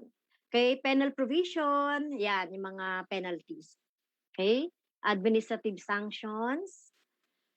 Ayan. Okay? So, yun po yung mga, ilang mga provisions sa Magna Carta. Ilan pong, yung mga tagumpay ng ACT Teachers, 10 years na po ang ACT Teachers Party List. Ito po yung ilan naming mga pinagtagumpayan na naging batas na principal author ang ACT Teachers Party List. Ito yung RA 10931, Universal Access to Quality Tertiary Education. So, na-enjoy na po ng mga bata yung makapasok sa mga SUCs ng libre. Yan. Okay, RA 10673, tax exemption of 13-month pay and other bonuses. Yan, wag lamang pong lalagpas sa 90,000 yung mga bonuses and other benefits of employees exempted na ito sa tax. Wag lang lalagpas ang 90,000. Ayan, ano na yan, na-upgrade na yan sa 90,000. And then RA 11210, 105 days expanded maternity leave. So ito, na-enjoy din ating mga both public and private, no? Dati, pag normal delivery, ilan ba? 60 days. Pag cesarean, 78 days. Pero itong RA 11210, inamend na yan, lahat na 105 days. Okay, National Teachers Day, yan, October 5. So, ACT Teachers Party List is the principal author of National Teachers Day Act 10743 na pagdiriwang natin yan tomorrow. Related din yan doon sa ating World Teachers Day sa nationwide. Sa iba't ibang lugar pinagdiriwang din yan. And then RA 11106, Filipino Sign Language Act. Ito naman, declaring Filipino Sign Language as the national sign language of our Filipino deaf. Yan. Okay? So, Election Service Reform Act, ito yung sinasabi ko sa inyo kanina, yung ESRA, Voluntary Election Service for Teachers, and legally mandated compensation package for BEI. So, dito included ang mga private school, yung gustong mag-serve sa election, pwede rin. Okay? So, yun na po. At maraming salamat. Okay, thank you very much, the Honorable Franz Castro, for giving us clearly the knowledge and understanding of the legislative efforts to uplift teachers' welfare, rights and obligations, to safeguard their careers and livelihood, to elevate teachers' professional status, and to protect students' right to learn.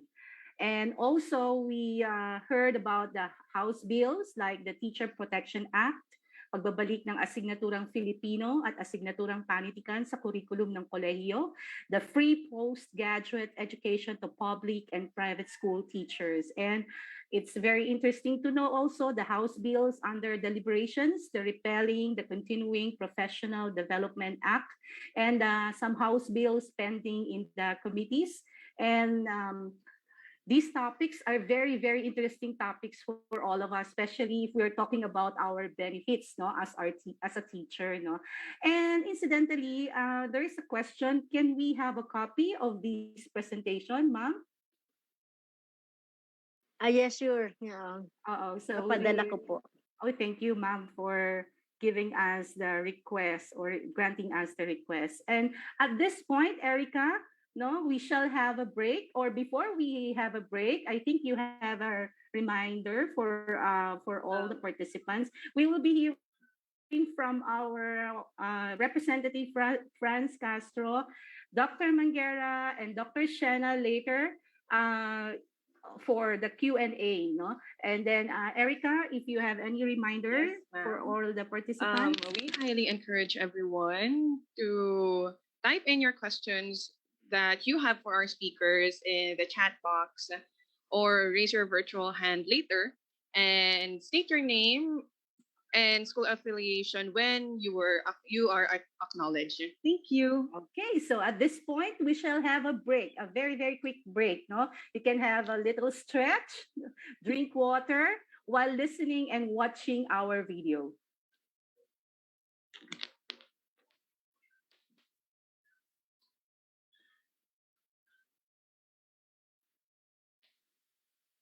Dear teacher, it has been more than a year since we last saw each other personally. Since then, life has been so tough. I will not hide, but sometimes I'm thinking if the things we do in our online classes still matter. The outputs, the assessments, the workload. This pandemic made me question if doing all of these are worth it during this uncertain time we face. But teacher, thank you. You're still there, reaching out at the times I'm lost and anxious about the future. Thank you for the comforting words. For saying that things will and can still be okay soon, as long as we hope. Thank you for checking on us whenever we are not able to attend your class. You being there reminds us the value of connecting to people, to our loved ones, no matter the distance. Thank you for trying. I know this time is tough for you too, but you keep on upskilling yourself to teach us better. Thank you for still coming back. We know you are tired too, had been sick, had lost a loved one this pandemic, but still, you're here, giving your best to encourage us to continue to learn, to hope. You're showing us that life may be different during and after this pandemic, that we might not go back to the life we once knew, that life can be so tough. But thank you for pushing us to be better and tougher. For all of these, thank you, teacher.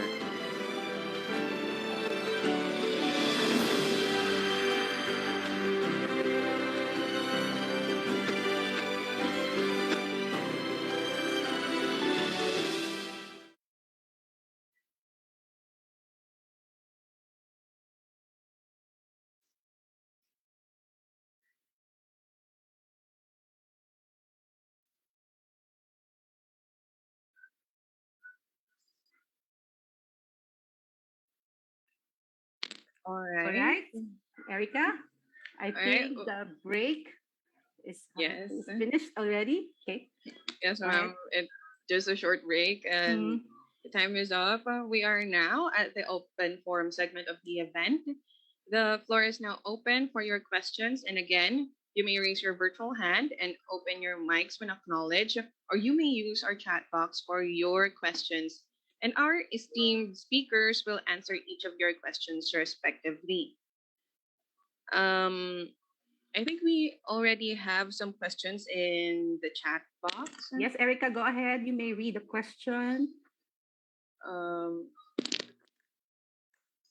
And I think it's for Sir Shena. It's from Joselito Gutierrez.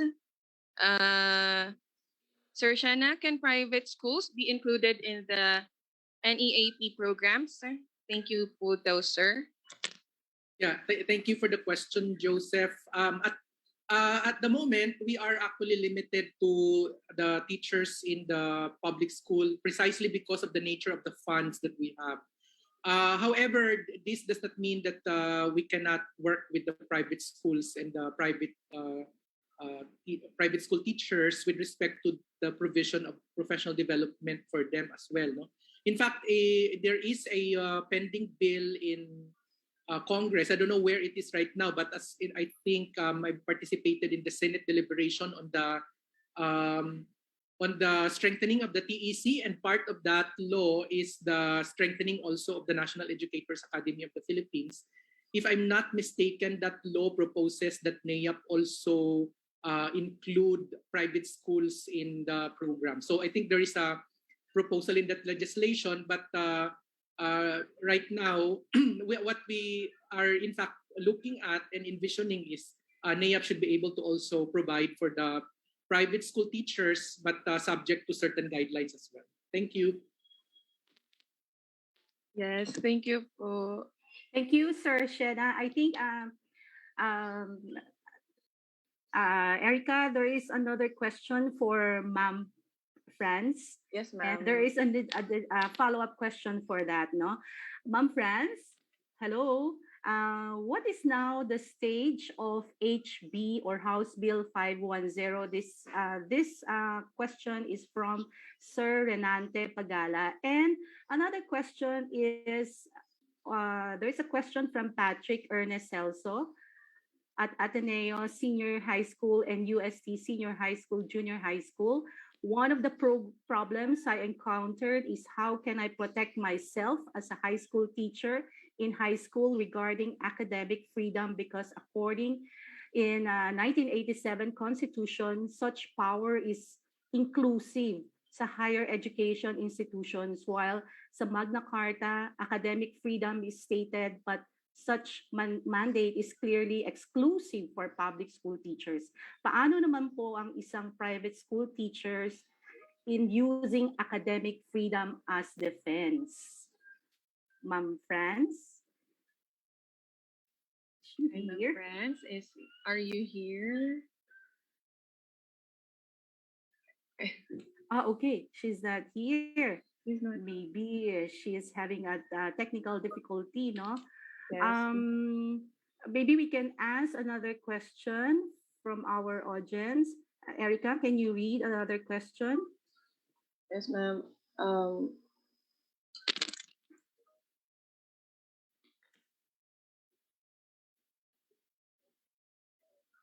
We have another question from Jason Carlos. How can we create positive space for us teachers and also students too? Okay. Maybe Sir Mangera and Sir Shena can answer probably. Yes. Can you repeat that question, please, Erica? Sir Jason Carlos asked how we can create positive space for us teachers and also students. Can you give us your insight, sir? Yeah, let me answer the question on our program on positive discipline in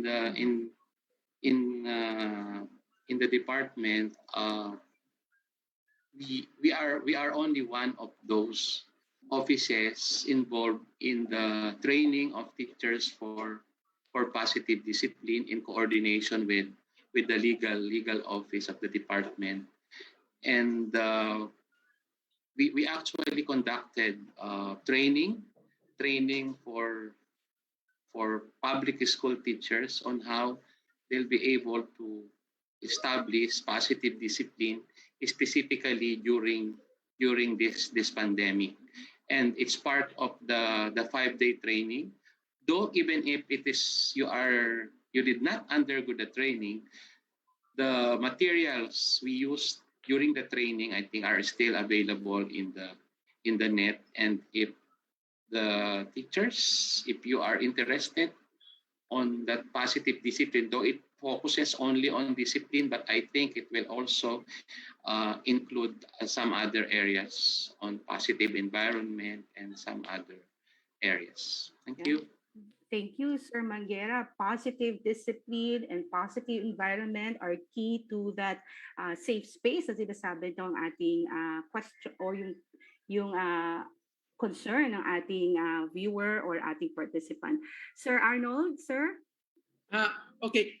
Yung positive space kasi is really brought about by a number of factors. No, one of course is the relationship that you build with people, whether you are with your co-teachers and whether there's psychological safety in between and among people. No, where there's trust and there's mutual respect, for instance, and being able to also build other people up. And I think in the Department of Education, the Learning Action Cell is actually a very good avenue where the teachers can really practice that positive space by allowing themselves to be channels of support for each other because we are all undergoing difficult times right now.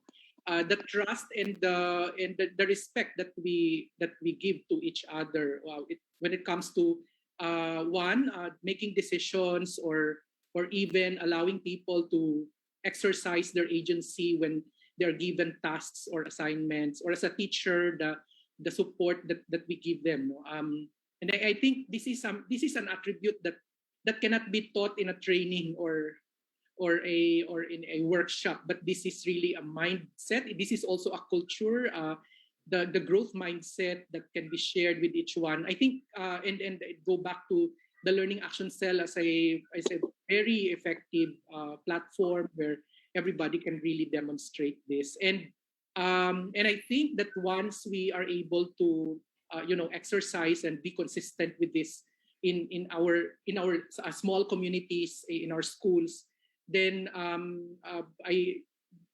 there's a big possibility that that same kind of a positive space, supportive space, can also be brought to the space where individual teachers actually work with their learners. So more than training, this is really a culture that that should pervade in the community. Thank you.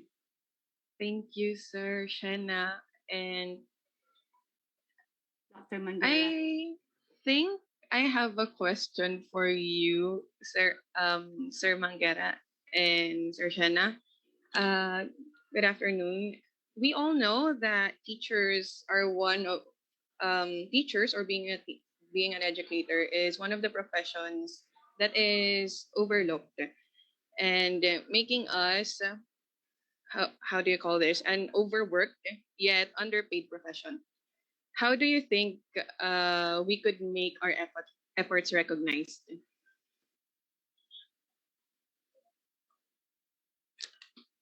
You can answer. You can answer either of you. Yeah.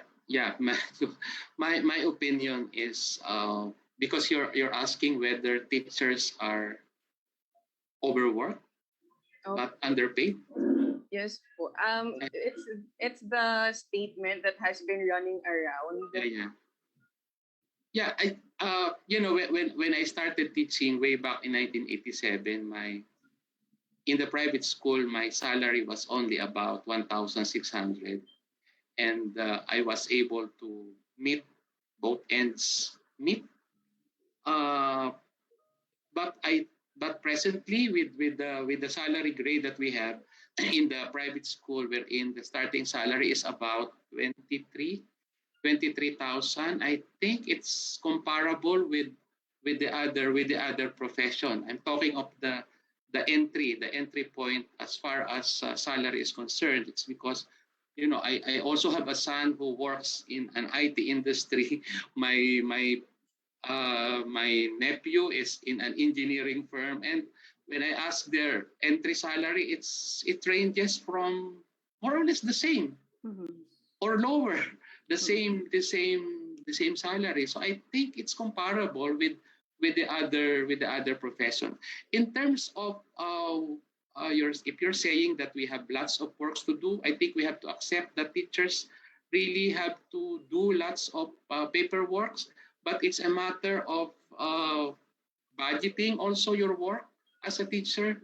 I also was a teacher for so long, and checking of papers really have to be scheduled, meetings, because there are really so many things that you have to do as teachers. But yeah, we know that in the public school there are also ancillary activities that we have to deal with, although that the department is already looking into it, so that we'll be able to ease and lessen the workloads of teachers. But I think it's the teacher, the individual teacher who has to deal with it, because the way we look at it, you can always make life better, and you can also make your life difficult. I think as teachers, you have to choose to make your life easy, and not difficult. Thank you.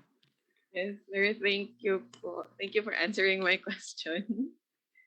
And Erica, actually, your question is very difficult. I admit there are no easy answers to your question.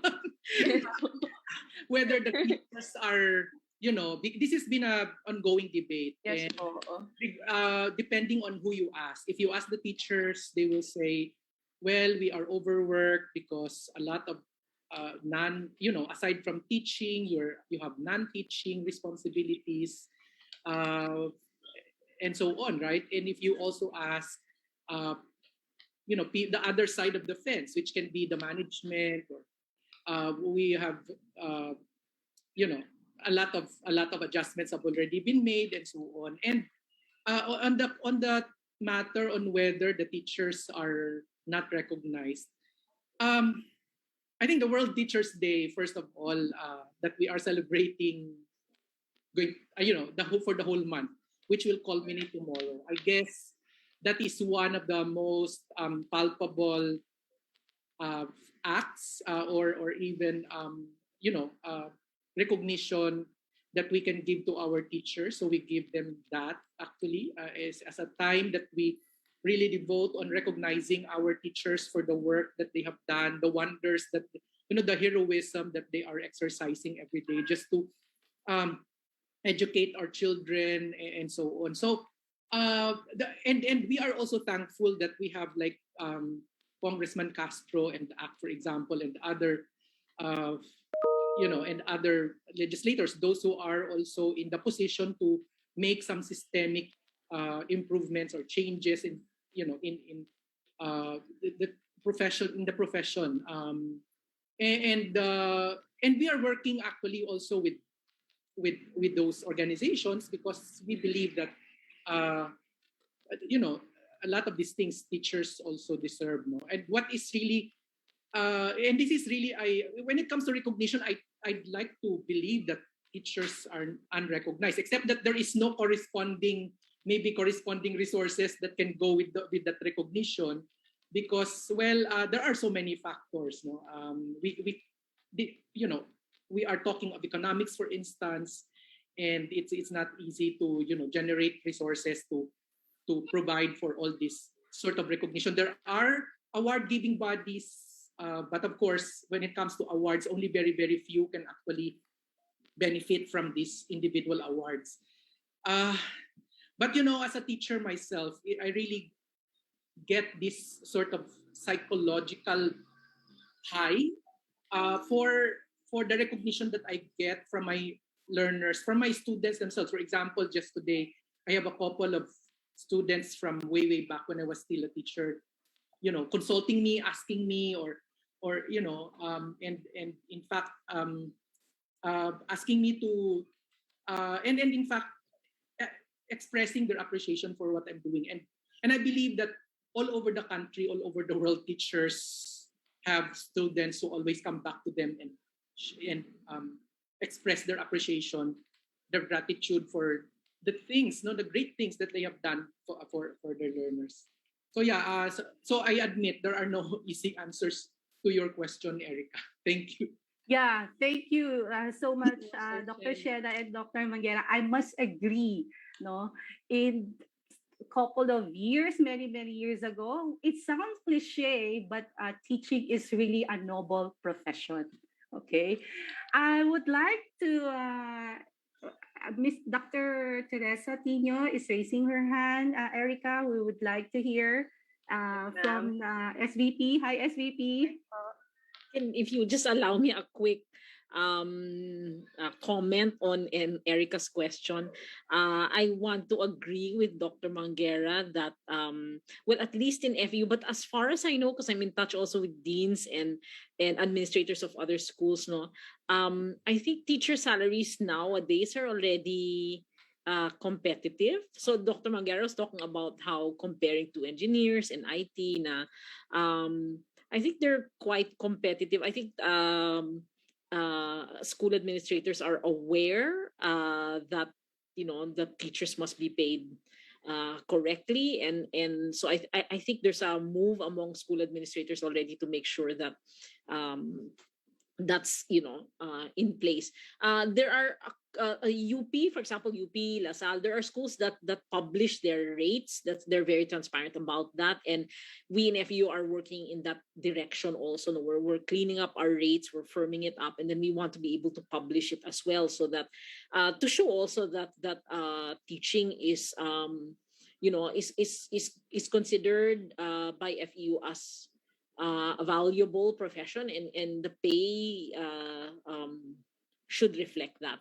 But if I can also add one more thing, something that we do in FU regarding the time of the teacher, especially in higher education, things kasi are quantified by units, so it's it's not a 40-hour, it's not an 8-hour 9 to 5 job. But what we do here is always to quantify the parang the bad side of it is like if you have, let's say, 24 units, some teachers think that it's just 24 hours, no, it's all the work that they need to put into it. But actually, we quantify it in terms of like full-time work is 40 hours a week. No, throughout the world, that's a standard measure, 40 hours a week. So if you have a 24 unit load, that's just 24 hours. So the remainder of that time, we constantly remind our teachers is the time that's spent for checking, consulting, developing learning materials. So it's I think it's a 60-40 split. 60% of your time is in the classroom,